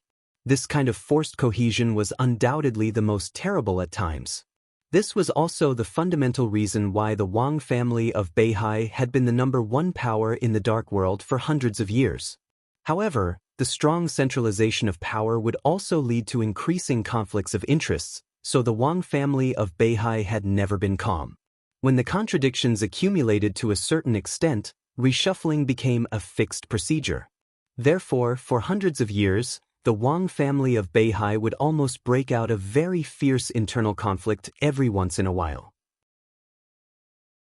It might last for decades, or it might last for hundreds of years. For example, The rift between Wang Qinglei and Wang Tianzong was getting clearer and clearer. Similar situations had played out several times in the past. This kind of absolute crisis also contained huge opportunities. If the Wang family of Beihai did not handle it well, it would fall apart. Once the reshuffling was successful, the Wang family of Beihai would be reborn, and the cohesion of the whole Beihai would return to its peak state. During that period, they were often the most invincible force in the dark world. They would quickly strengthen themselves in this process. Then, as time went by, they would wait for new contradictions to break out, reshuffle again, and become stronger again. Just like the current Wang family of Beihai. Wang Tianzong was missing. Wang Xiaoyao openly rebelled. The deterrent power of the Wang family of Beihai was reduced to the lowest point. But as long as the Wang family of Beihai could survive the current difficulties and wait for the two brothers Wang Tianzong and Wang Xiaoyao to decide the winner, as long as the Wang family of Beihai was still there, they would still stand at the peak of the dark world for at least the next decades or hundreds of years. One was to control the major branches and frantically centralize power to increase the overall strength. The other was to let all the branches go, and most of the time, they did not care about anything and stood aloof from the world. These were the two completely different development models of the Wang family and the Lin clan. Qin Weibai could not tell the difference between the two development models, but she could clearly see that they were two different development concepts. It was like seeing the characters of the ancestors of the Wang family and the Lin clan. This was the origin of the two families, and it was also the development model that continued to this day. The first chosen one of the Wang family of Beihai always believed in his family. He thought that the whole could defeat everything by gathering all the forces. So there was the current Wang family of Beihai. For hundreds of years, there were ups and downs. Even if it was temporarily underestimated, it still had the power to return to the peak. The first war god of the Lin clan always believed in individuals.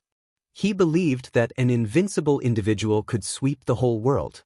So there was the current Lin clan. The headquarters maintained an absolute high-end combat capability and stood aloof from the world. The branches developed freely.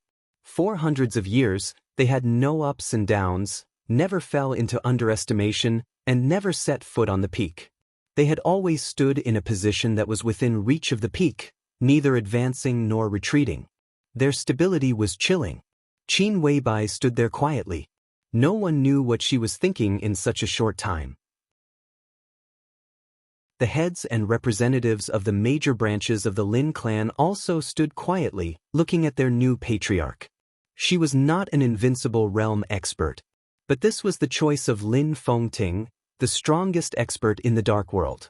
Qin Weibai took a step forward. Golden dress, silver shoes, perfect face, dreamlike, sacred and noble. Hello. Her voice sounded in front of worry-free villa, clear and light. Everyone bowed slightly at the same time. Patriarch. Qin Weibai nodded. Let's go back and talk. She walked to the city gate. She said go back, not go in. It seemed that from this moment on, she had officially entered the role of the patriarch. It might take a long time to think, but a decision often took only a moment. She was the patriarch of the Lin clan, and the direction of the Lin clan for the next few decades would be controlled by her. Judging from the current situation in the dark world, the Lin clan was in a really good situation. Because Lin Fengting's realm was too high. Wang Tianzong's injury could not be healed in a short time. The same was true of Li Guangtu. Lin Fengting was the only one who had broken through the peak of the invincible realm and could restore a certain amount of combat capability in a short time. This time, the peak of the entire dark world was really in front of the Lin clan. As long as they reached out, they could replace the position of the Wang family of Beihai. Qin Weibai didn't know if the Lin clan had such an opportunity in history, but in the face of this opportunity, she finally chose to give it up. She chose to follow the original direction of the Lin clan and stood in a position close to the peak, neither moving forward nor retreating. This might be what Lin Fengting hoped. He didn't mind that Qin Weibai used the resources of the Lin clan to support Li Tianlan and Emperor Dong's palace. But the basic attitude of the headquarters of the Lin clan to stand aloof from the world could not be changed. How to operate it was Qin Weibai's own business. There were very few tall buildings in worry-free villa. The so-called tall buildings here were buildings that were more than 6 floors above the ground. The autumn sunshine fell evenly on this small town that stood aloof from the world. The autumn wind blew, and the fallen leaves on the ground seemed to be lazy. Qin Weibai got into a custom-made black car. There were 4 people in the car, including horsewomen. One of them was a female driver and bodyguard, about 30 years old. She looked ordinary, but her expression was extremely focused. The other was a secretary assistant, a little younger, who was responsible for helping Qin Weibai deal with the daily affairs of the Lin clan. This was all arranged by the Lin clan, so Qin Weibai didn't say much. The mighty welcome motorcade drove into the gate of worry-free villa and entered an extremely wide welcome avenue. Slowly going down the wide welcome avenue, the motorcade gradually drove into a tunnel-like space. Qin Weibai raised her eyebrows. The secretary sitting in the passenger seat noticed Qin Weibai's expression and said softly, "Patriarch, Yingbin Avenue is the only driveway on the surface of worry-free villa. It connects all the underground traffic roads. Only after leaving Yingbin Avenue can you really enter worry-free villa. There are no vehicles or parking lots on the ground of the villa. In terms of ground planning, it is a large modern park. We built the underground traffic network of the villa hundreds of years ago. The underground driveway extends to every corner of the villa, and we have set up elevators and buildings. All the internal vehicles of the Lin clan usually travel underground." Qin Weibai nodded. "Xingzhou City?" "Yes." The secretary nodded and said in a proud tone, "Everything in worry-free villa is similar to Xingzhou City, the capital of Beihai Province. Xingzhou City is the most beautiful city in Zhongzhou State, and worry-free villa is more exquisite in this respect than Xingzhou City." Qin Weibai nodded with a smile. The whole city of Xingzhou City was also a park structure. There were only pedestrians on the ground, and no vehicles could be seen. The Wang family of Beihai used a lot of money to build all the traffic roads in Xingzhou City. The whole city looked like a huge garden. This multi-level urban structure meant that there were no so-called driveways in the whole city, only sidewalks. The driveways were built underground, which not only alleviated pollution, but also greatly reduced traffic accidents. Together with the subway line of Xingzhou City, it effectively solved the traffic pressure. In the survey of Zhongzhou State, Xingzhou City was the city with the best air index, the lowest pollution, the largest green area, and the highest satisfaction of people's lives among all the cities in Zhongzhou State. It was not that no city wanted to imitate Xingzhou City, but they could only think about it. Such a transformation was equivalent to rebuilding a city. Not only would it waste a city's financial income for many years, but Yuzhou could not approve the project. At present, Xingzhou City was the only city in Zhongzhou State that needed this kind of ridiculously expensive transformation. "It is indeed more exquisite than Xingzhou City," Qin Weibai said. She had been to Xingzhou City more than once. Bicycles could occasionally be seen on the ground of Xingzhou City. And in worry-free villa. What was a bicycle? Perhaps most people did not have this concept. "How many people are in the villa now? How big is the villa?" Qin Weibai asked. The secretary thought for a moment and said accurately, "The villa covers an area of about 40 square kilometers.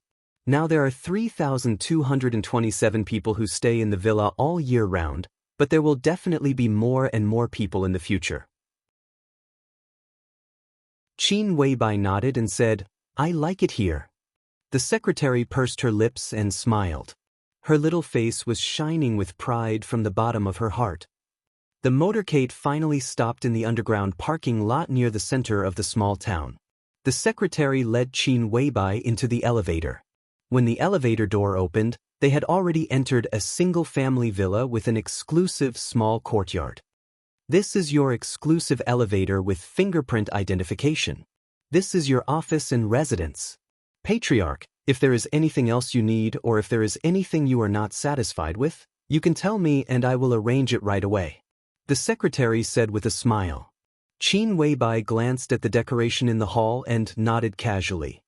"What's your name?" "I am Lin Ying, Patriarch. It is my honor to serve you." There was a touch of intimacy in Lin Ying's voice. In the Lin clan, which was not completely isolated from the world, the freedom of most people was based on the responsibility of a small number of people. The Lin clan had Lin Fengting, so the headquarters of the Lin clan stood aloof from the world. But the Lin clan had more than Lin Fengting. Lin Ying was undoubtedly also the core member of the next generation of the Lin clan. The fact that she could be called the secretary of the patriarch of the Lin clan had already explained this. Standing in her position, he could see the whole dark world more clearly, so he naturally knew Qin Weibai better. That kind of perfection, that kind of coldness, that kind of dreamy, that kind of wisdom, that kind of strength, that kind of expression. She was the most perfect woman, the one and only. She was the goddess of the dark world, and she deserved it. So Lin Ying's words were not flattery or compliments. They were completely from the bottom of her heart. Qin Weibai replied with a and sat on the sofa. She took off the top hat on her head, casually combed her hair, and asked, "When will the old patriarch come?" About 2 hours later. Lin Ying said. The old patriarch referred to Lin Fengting. During this time, he had been staying in the Wang family of Beihai. Qin Weibai had wanted to come to the headquarters of the Lin clan a month ago. Lin Fengting knew very well why she came here and reminded her that the situation of the person she wanted to see was very unstable. It was better to stay in Yuzhou to deal with some other things. Qin Weibai waited patiently for nearly a month and then received a call from Lin Fengting. Although they did not come to Switzerland together, they would arrive on the same day. Qin Weibai thought for a moment and said slowly, "In this case, inform the representatives of the major branches that they don't need to come here now. At 7 o'clock in the evening, we'll have a meeting. I need to rest for a while." Lin Ying nodded and waited for a few seconds. Seeing that Qin Weibai had no other orders, she bowed slightly and left the villa. Qin Weibai was silent for a moment and reached out to Horsewoman. Horsewoman carefully put down a small backpack on her back, took out a square box from the backpack, and carefully placed it in front of Qin Weibai. Her eyes were a little complicated and excited. Qin Weibai looked at the box with a somewhat complicated expression. "Thank you." Horsewoman suddenly spoke. Her tone was very sincere and serious. Since she got the body of the war god, she became more and more respectful to Qin Weibai. Even saint and military counselor became more and more respectful to her. Qin Weibai shook her head tiredly and said faintly, "You shouldn't say thank you." Horsewoman was stunned. She smiled bitterly and did not speak. "Do you know why I must have this half of the body of the war god?" Qin Weibai said softly, "If I give up this thing, I can get more things. For me and Emperor Dong's palace. The price that the Wang family of Beihai is willing to pay for this half of the body of the war god is even beyond your imagination. To save people." Horsewoman said respectfully. "Then why should I save people?" Qin Weibai raised the corner of her mouth slightly with a sneer. "I don't know how to view my relationship with her, but if I say that I am the one who wants her dead the most, no one can object, right?" Horsewoman's eyes froze. She looked at Qin Weibai and did not speak. There were too many seemingly incredible relationships that were difficult to define. She did not understand the current Qin Weibai, but she also understood the current Qin Weibai very well. She understood her pride. From this point of view, Qin Weibai was indeed the one who wanted her dead the most. This was a fact that could not be denied. Qin Weibai stood up and walked to the bedside. She looked at the sky of the Lin clan through the window and said softly, "I don't owe her anything. She changed my fate, and I also changed her fate. We are even. Don't you think so?" Horsewoman frowned and finally said yes. "So when she wakes up, I want her to give my man back to me. I don't need her charity, but she owes me and I want to get it back." Qin Weibai's delicate and dreamy face was expressionless, but her bright eyes flashed with incomparably clear stubbornness and pride. Me loving him and her asking me to love him are two different things. The clouds passed over the clear sky. Qin Weibai looked up at the blue sky, and her voice was soft but insistent. Horsewoman thought of a saying. The biggest enemy in everyone's life was no one else. Chapter 736. Lin Fengting's return was very low-key. Unlike the new patriarch who stepped into his own tribe for the first time, his return was a real home. Relatively speaking, the representatives of the major branches who came here were outsiders, so the representatives did not come to greet Lin Fengting. Even Lin Yuxian did not come. Only Qin Weibai stood on the grass outside the city with Horsewoman, watching the helicopter landing slowly and waiting silently. The helicopter landed in front of them. The roaring wind made Qin Weibai's long hair dance wildly. In the cold wind, Qin Weibai took a few steps forward. The sound of the wind faded. The door of the cabin opened. Lin Fengting, who was a little pale but in good spirits, came out and looked at Qin Weibai with a smile. "Welcome back." Qin Weibai's tone was calm and natural. She stretched out her hand to Lin Fengting. Lin Fengting nodded with a smile. Looking at the tender white hand that she stretched out naturally, he raised his eyebrows slightly and looked at Qin Weibai with playful eyes. "I don't have so many problems with her," Qin Weibai said. "It's really surprising." Lin Fengting smiled and held Qin Weibai's palm. He quietly looked at the sky of his family and was silent for a while. Then he whispered, "It's better to be at home. I don't feel anything outside. Only when I come back can I feel tired."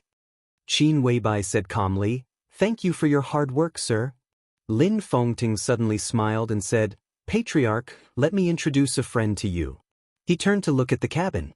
At the door of the cabin, a young woman in a white antibacterial suit walked out of the cabin door and saw Qin Weibai. Qin Weibai raised her eyebrows little by little. Her face was too delicate. This small movement did not destroy her beauty, but it made her suddenly more indescribable fierceness and strength. She looked at her charming silver eyes and was silent for a while. Then she said, "Beihai Silver Eyes? Nice to meet you, Boss Qin." Naylan Shuring's tone was indifferent. It was not the kind of indifference that kept people 1,000 miles away, but a kind of indifference that did not care about anything. She lived in the core area of Mount Dibing all year round and was one of the most mysterious core members of the Wang family of Beihai. She did not know why Qin Weibai knew her, and she did not want to know. One after another, figures in white antibacterial suits came out from behind Naylan Shuring. 3 men and 3 women, most of them middle-aged. Wang Junyi, Chen He, Sidia, Song Qiu, Naylan Lingfeng, childhood.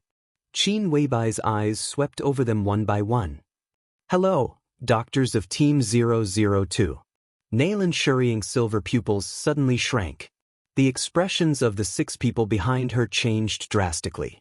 Everyone looked at Qin Weibai as if they had seen a ghost. Not a human, damn it. It was a ghost. They were the top researchers in the Beihai Biological Laboratory. The Wang family of Beihai had the strictest confidentiality measures for such top talents in a certain field. But now it seemed that the so-called confidentiality measures were nothing in front of Qin Weibai. She not only called out their names, but also directly called out their team number in the Wang family of Beihai Biological Laboratory. They didn't even dare to think about what this meant. Lin Fengting's expression also changed slightly before returning to normal. "You want to save her?" Qin Weibai glanced at Lin Fengting and said lightly, "Aren't you here to save people as well?" Lin Fengting said with a smile. Qin Weibai snorted and looked at Naylan Shuring and Team 002 in front of her. "What do you mean?" "To get a grasp of the situation. Team 002 will stay here."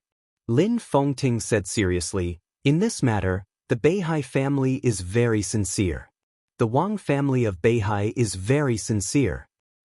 They are really generous," Qin Weibai said calmly. There were many teams in the biological laboratory of the Wang family of Beihai. There were 6 people in a group and they were arranged according to their serial numbers. The order was clear and straightforward. The number at the front also indicated the importance and professional quality of the team in the laboratory. The 000 team was the team that developed the body of the war god. They were undoubtedly extremely important, but they also had strong limitations. Their life work had nothing to do with the research of other gene potions. The only thing they were responsible for was the body of the war god. As the leader of this generation of the biological laboratory of the Wang family of Beihai, Team 001 was led by Silver Eyes Nalan Shuriying of Beihai. Everyone in the team was a treasure to the Wang family of Beihai. They mainly developed the third generation of immortality potions and improved some other cutting-edge potions of the Wang family of Beihai. The 002 team was the top main force of the biological laboratory. In terms of professionalism, they might not be as professional as 001, but they were extremely knowledgeable. They had no specific projects. Their biggest job was research and development. They developed new gene potions, made and improved existing potions, determined the use of some rare medicinal materials, and sometimes worked together with the 001 team to overcome technical bottlenecks. The 002 team was the real core of the Wang family of Beihai's biological laboratory. They were the link between the previous and the next. The Wang family of Beihai sent the 002 team to Where Free Heights this time, which showed their sincerity. You can think of it as the Wang family of Beihai's self-redemption. Lin Fengting said with a smile. Qin Weibai nodded to Nalan Shuriying, turned to her car, and said slowly, "Summer solstice doesn't think so." Lin Fengting smiled gently. They are not sinners and don't need redemption. At least Summer Solstice doesn't think that the Wang family of Beihai is a sinner. In fact, they are not. Such great sincerity is nothing more than to increase the bargaining chips for compromise in the future. Qin Weibai opened the door and looked at Lin Fengting. Shall we go there now? Of course, every second counts. Lin Fengting took a deep breath, nodded, and sat in the passenger seat. Nalan Shuriying had already taken the 002 team into a business car. The car started slowly, entered the underground driveway of Where Free Heights, and stopped near the edge of the city. Lin Fengting personally led the way and entered his own villa. They took the special elevator. They entered the password. The elevator sank all the way for nearly 10 seconds before it stopped. Voice verification. Fingerprint verification. Body scan. Pupil scan. Third-level password verification. After a series of tedious processes, the elevator door finally opened. What appeared in front of everyone was a metal passage shrouded in soft light. Is this the biological laboratory of the Lin clan? Nalan Shuriying, who had been silent, asked curiously. Lin Fengting nodded. Compared with the laboratory of the Wang family of Beihai, the scale is still a little smaller, and the equipment is slightly worse. The new equipment from the Wang family of Beihai is already on the way, and it will take about a week to arrive. Nalan Shuriying followed Lin Fengting out of the elevator, frowned, and said, "Only the new equipment in Beihai can record the most detailed data of the injured's body.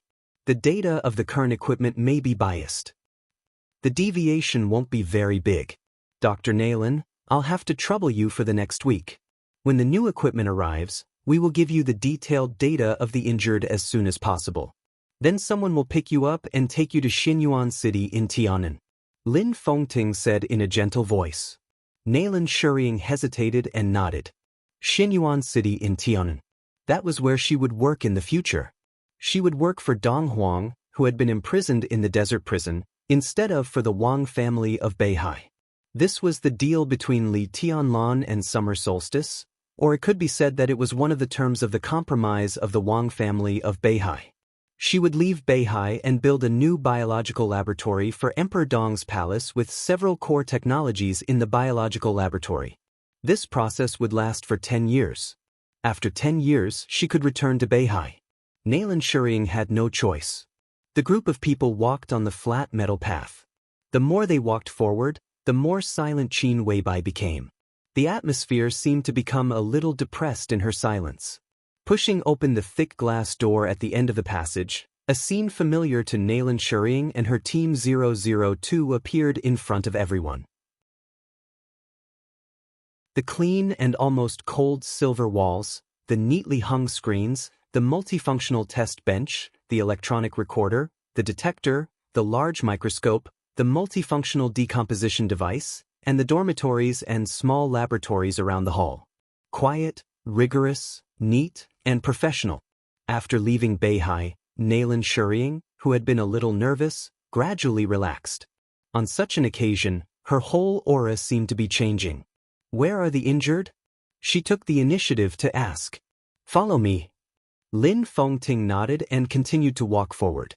He pushed open the door of the conference room, entered a coffee room in the conference room, and calmly opened a dark room in the coffee room. A dark passage appeared in front of everyone. Lin Fengting took the lead and walked in. The passage was not long. After a distance of dozens of meters, the environment in front of them became soft and bright again. What appeared in front of everyone was a round superalloy door without any gap. Two expressionless middle-aged women stood motionless on both sides of the door like statues. Everyone couldn't help but look at each other with solemn hearts. At the same time, they were curious about the identity of the person behind the door who needed such strict protection.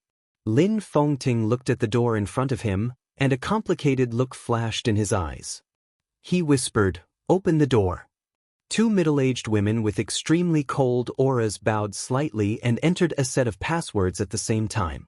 The superalloy door, which was strong enough to resist the bombing of missiles at close range, slowly turned to one side. An extremely warm breath gushed out of the space behind the door. "Please come in." Lin Fengting sighed and subconsciously glanced at Qin Weibai. Qin Weibai's expression was as calm as water. Lin Fengting walked in with his people, and the superalloy door slowly closed again. A huge glass cover appeared in front of everyone. Countless things like bubbles and liquids filled most of the space inside the glass cover. A young woman with her eyes closed was buried in it, revealing only a delicate and perfect dreamy face. It was an incomparably pale face, without a trace of blood. The paleness was almost transparent, with extreme morbidity. But it still couldn't hide the beauty of this face. She was devastatingly beautiful. She was an outstanding beauty. Her eyes were closed, as if she was immersed in the deepest dream, and her whole body had no breath. Everyone looked at this scene with their mouths agape. Nalan Shuriying's body suddenly shook. She stared for a long time with her eyes wide open. Then she turned her head in disbelief and looked at Qin Weibai. "Why are you looking at me?" Qin Weibai stared at Nalan Shuriying expressionlessly. Nalan Shuriying shook her head in confusion and said incredulously, "Who is she?" "She is the wounded person you need to treat."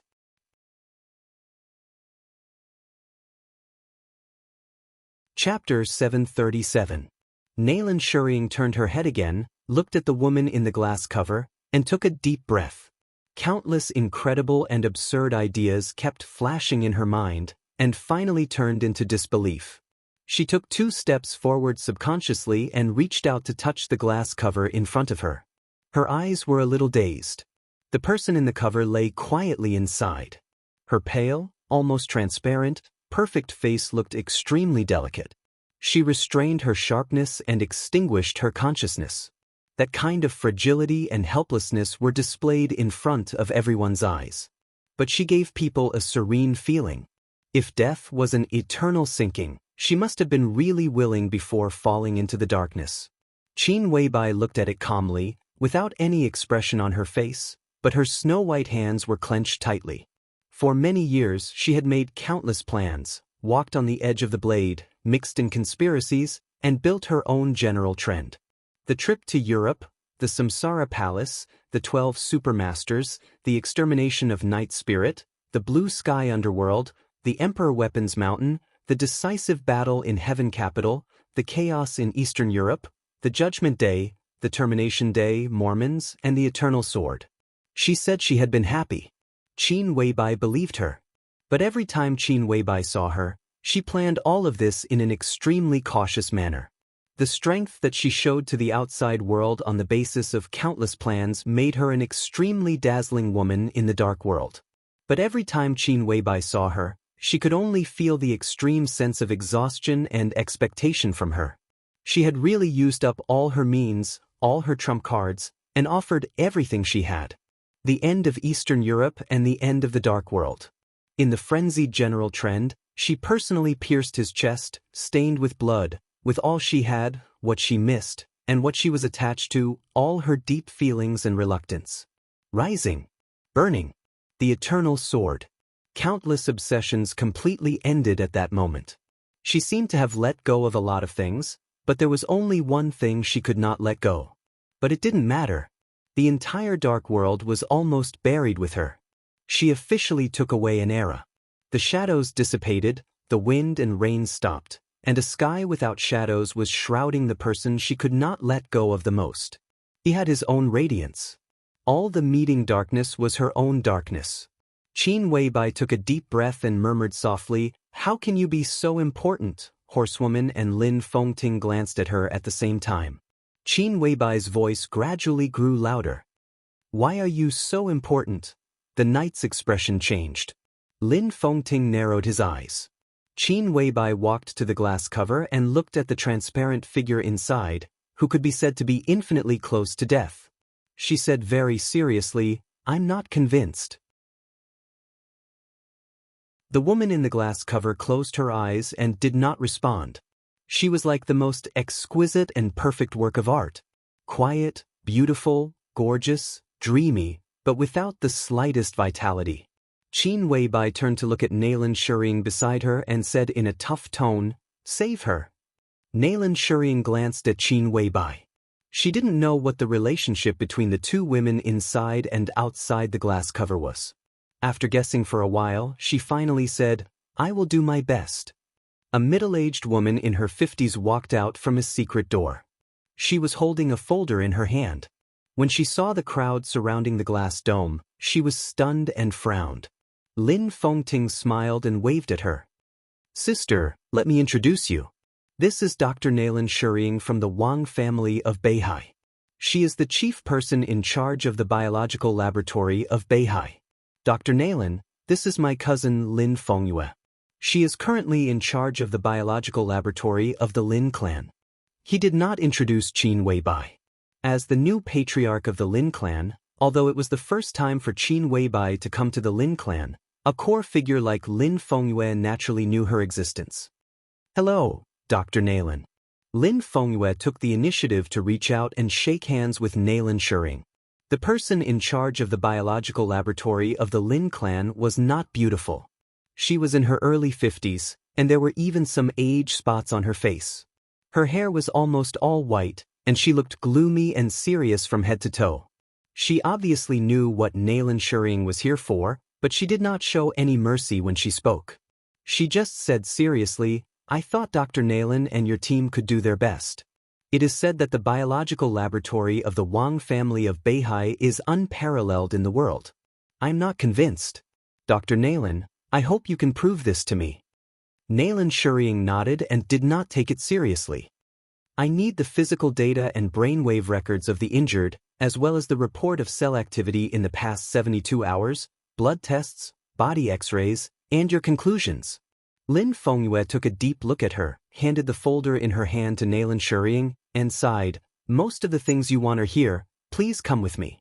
At present, the data of the injured are at the lowest point. Many of the data are even lower than the theoretical survival data. We have tried various methods, we have tried all kinds of methods. We have used a lot of recovery drugs, but it didn't work. The method you see now is the result of our best efforts. Nailan Shuriying looked back at the huge glass cover. The glass cover was naturally not glass. The things inside that looked like bubbles were naturally not bubbles either. This kind of huge transparent glass cover was mostly used in aerospace engineering. It was an extremely rare fusion metal that could form the best sealed space. The foam inside was a semi-solid nutrient solution that had a large amount of restorative drugs added into it. This nutrient solution was very airtight and easy to absorb. It was also at a constant temperature and was soft enough to not harm the injured person's body. Not only could it better maintain her almost completely exhausted vitality, but the greatest role that the nutrient solution could play was just maintenance. The vitality of the injured, even in the nutrient solution, was still declining little by little, but the speed was much slower than under normal circumstances. But no matter how slow it was, there would always be an end, and that would be real death. In fact, the Lin clan was busy saving the injured during this time, but their greatest efforts were not on how to let her recover, but on how to slow down the loss of her vitality in the nutrient solution all day long. We have already sent the first batch of body data to Beihai half a month ago, the second batch of data was sent a week ago, And the third batch of data was sent 3 days ago. Dr. Naylan, the data in your hand is from yesterday. I want to know if you have any ideas, even if it is some vague ideas. This injured person is very important to the Lin clan, and it is also very important for the improvement of our technology in the field of biology. Lin Fengyue led a group of people into her laboratory and spoke with a serious expression. Your thinking is wrong. Naylan Shuriying was silent for a moment. It doesn't work to slow down the loss of the injured person's vitality. It doesn't even make sense. At present, the most important thing is her body. The vitality of the injured person is already very low, and it is even the lowest data to maintain survival because her injury is too serious and her body is too poor. The reason why her vitality is constantly flowing away is that her body can no longer bear anything, including the vitality in her body. No one spoke. After nearly a minute, Lin Fengyue blinked and tentatively said, You mean, she is already dead? Naylan Shuriying said directly.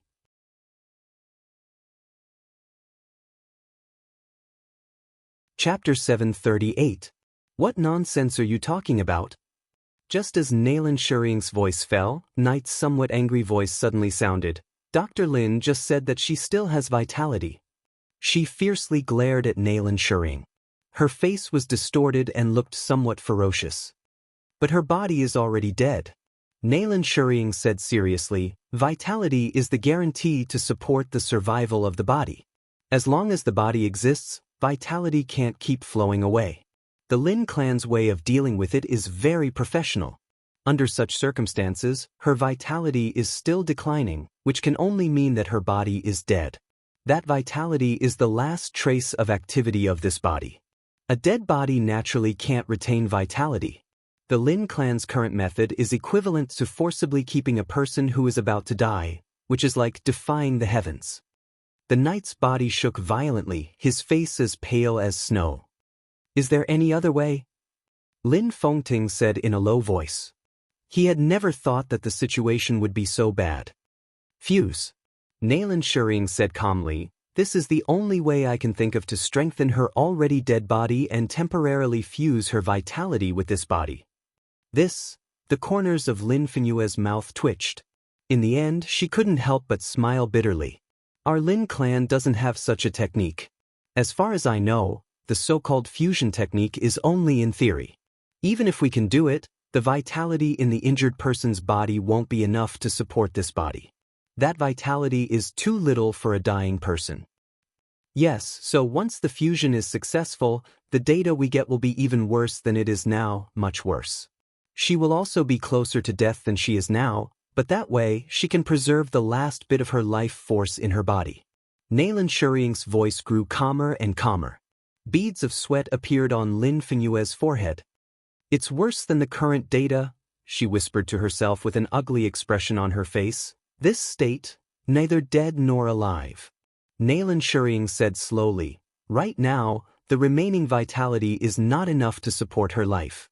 Once the vitality completely fuses with the body, in the biological sense, she is no longer a living person, just not dead. How to fuse them? Lin Fengyue shook her head and said, There's no time. Naylan Shuriying turned to look at Qin Weibai. Before I came here, Aunt Xiaxia told me that you have half a body of the war god? She asked softly. The body of the god of war. Lin Fengting was stunned. Even he didn't know what it was.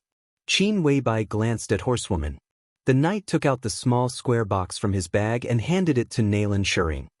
Are you confident? Qin Weibai said solemnly. It's not a matter of confidence. Naylan Shuriying shook her head. This is the only solution. But after the fusion, what's the difference between her and being dead? Qin Weibai's tone was almost interrogative. Perhaps even she herself did not know that her current mood was quite sensitive and agitated. The biggest difference is that she's not dead. Naylan Shuriying said honestly. This explanation was so powerful that Qin Weibai was speechless for a moment. She was not dead. That was the difference. However, the injured after the fusion was no longer considered to be alive. What I need is to heal her and make her recover. Qin Weibai said coldly. After the fusion, it's just to keep her from dying completely. This is the first step. The second step is activation. Nalan Shuriying said calmly. Activation? Qin Weibai's eyes lit up. The third generation of eternal life? Have you succeeded? Nalan Shuriying gave her a strange look and narrowed her eyes. No matter how indifferent she was to the world, she could not help but be curious at this time. The other party could call out the names of everyone in Team 002, and the moment she mentioned activation, she could think of the top secret of the Wang family of Beihai, the third generation of eternal life. How much did she know about the biological laboratory of Beihai? The main function of the body of the war god was fusion, which doubled the body's endurance. The third generation of eternal life activated vitality and doubled it. This was the method that Nalan Shuriying thought of. First, she used the body of the war god to integrate the vitality of the injured with her body, and then used the third generation of eternal life to completely activate the vitality in her body to achieve the expected state of awakening. Then there was a long period of cultivation and recovery. This was also the only feasible way at present. At present, the half of the body of the war god is only a semi-finished product and can only be fused. As for strengthening the body's endurance, the effect is much weaker. The third generation of eternal life also has many technical bottlenecks, even more than the bottlenecks of the body of the war god. Nalan Shuriying said softly. So? Qin Weibai narrowed her eyes. So, drag it on. Nalan Shuriying said, first fuse so that she will not die, and then wait for the third generation of eternal life. Qin Weibai's body trembled, and she said hoarsely, how long do we have to wait? I don't know. Nalan Shuriying shook her head. Maybe 10 years, maybe 20 years, maybe longer. She looked at Qin Weibai, and there was some sympathy in her bright silver eyes. At that time, maybe you will be old and so will Li Tianlan. But now she is in a sealed state, and she can maintain it for a long time. Have you ever seen a science fiction movie? Some astronauts can sleep for decades in the cabin during the spacecraft's exploration of space, and their body functions will not deteriorate and their appearance will not change. It's as if the sleeping time did not exist. Nalan Shuriying said softly, now we don't have such technology, but this nutrition cabin can be close to this level. Coupled with the body of the war god and her current strange state, as long as the nutrition cabin is continuous, she can sleep for at least decades without any change. I think by that time, no matter how difficult it is, the third generation of eternal life should have been successfully developed. No one spoke. Everyone was silent. This method was feasible. But the key was whether Qin Weibai could afford to wait, whether the people sleeping in the nutrition cabin could afford to wait, and whether Li Tianlan could afford to wait. When they woke up, countless eras might have passed. Everyone they cared about, loved and cared about would have become old, or even become yellow soil in history. What did it feel like? Regardless of whether it was to those who were waiting or those who were asleep, this was an unimaginable cruelty. Qin Weibai stood there and was silent for a long time. It won't be that long. A tired voice suddenly sounded. Lin Fengting looked at Nalan Shuriying. The third generation of eternal life can't break through the technical bottleneck at present because there is not enough immortality, that is, a few core materials are missing. His tone was a little low. I will find a way to get these materials and speed up your research process. Everyone knew what he would think of. They would either find them or grab them. That was the only way. Nalan Shuriying wanted to say something but stopped on second thought. In the end, she didn't speak and just looked at Qin Weibai. Qin Weibai didn't speak either. After a long time, Nalan Shuriying said softly, I understand how you feel, but time can't be delayed. The vitality in the patient's body is passing away every moment. The later the decision is made, the worse her condition will be after the fusion. Lin Fengting looked at Qin Weibai and then at Nalan Shuriying. He frowned slightly and didn't speak. Qin Weibai raised her head and slowly glanced at everyone. After a long time, she nodded and said, I see. She slowly turned around and walked out of the laboratory. Her back was still slim and perfect, but it seemed to be covered with a layer of exhaustion. I see. Nalan Shuriying was stunned and stood still. The door of the small laboratory slowly closed. Naylan Shurring turned to look at Lin Fengting. Lin Fengting narrowed his eyes and looked at her. His eyes were extremely sharp, as if they were warm, but also cold. Naylan Shurring subconsciously avoided his eyes. Her heart is a little confused. Lin Fengting said slowly, his scrutinizing eyes constantly falling on Naylan Shurring. I can understand.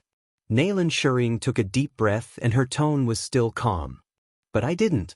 Doctor, I can understand your position, but lies are meaningless here. Do you understand? Lin Fengting's voice became gentler and gentler. I'm telling the truth. Naylan Shurring's fingers trembled slightly. Her situation is indeed very serious. I know that. Lin Fengting said lightly, this is the truth, but the third generation of eternal life doesn't necessarily need to let the people waiting for her for a lifetime, or in other words, the third generation of eternal life she needs doesn't necessarily need to wait for a lifetime. The semi-finished body of the god of war can stabilize her, so the next 3 generations of eternal life may not necessarily be the finished product, right? Naylan Shurring was silent for a while and said calmly, I will try my best. Lin Fengting looked at her. His eyes were calm and deep. Naylan Shurring stopped talking. Lin Fengting nodded and left the small laboratory. He didn't know if what he said was right, but if this was the truth, he could understand. Naylan Shurring, Team 002, and the body of the god of war were the sincerity of the Wang family of Beihai. Maybe it was not the so-called redemption, but they really wanted to protect themselves. Once Li Tianlan walked out of the desert prison, the development of Emperor Dong's palace would be unstoppable in a short time. If Li Tianlan went to the peak, the Wang family of Beihai could only bow their heads and compromise. Then the wounded lying here at this time would become the biggest obstacle between Emperor Dong's palace and the Wang family of Beihai. These sincerity were the means by which the Wang family of Beihai tried to weaken this obstacle. As for the process, the Wang family of Beihai could choose and even control it. Letting the wounded recover was a process. But in this case, even if she recovered, Li Tianlan might still have a grudge in his heart. What if he didn't let her recover but gave Li Tianlan enough hope? For example, time and procrastination. Letting her recover was tantamount to taking the initiative to compromise and handing the initiative to Li Tianlan. If he didn't let her recover and delayed indefinitely, it could let Li Tianlan see the hope of her recovery, which meant that the initiative was always in the hands of the Wang family of Beihai. Li Tianlan would compromise. He could only compromise. Lin Fengting's face was a little gloomy. If this was true, he could understand the motive of the Wang family of Beihai to do so, but he would not accept it. And the truth and falsehood between this was undoubtedly the most difficult to distinguish. He thought silently, closed the door, and came to the huge glass cover. Qin Weibai was standing there, looking up at the woman in the glass cover who was strong, powerful, glorious, but now could not control her own fate. She was in a daze. Lin Fengting stood there and watched for a long time without moving.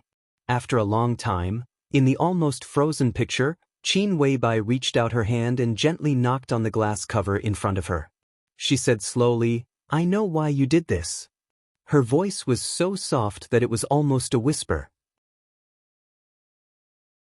You ended everything and tried to escape what you always didn't want to face, because you were worried that Tianlan would hate you. She was silent for a long time, looking at the unresponsive woman inside, and whispered, But have you ever thought that if you died like this, when Tianlan found out the truth, who would he hate? Would he hate himself? Her slender white fingers pressed hard on the glass cover, and her whole palm turned pale because of excessive force. I hope you can recover. She whispered, Please, you're tuning in to the Wandering Hero YouTube channel. Don't forget to subscribe and join us on this journey to catch the most captivating stories.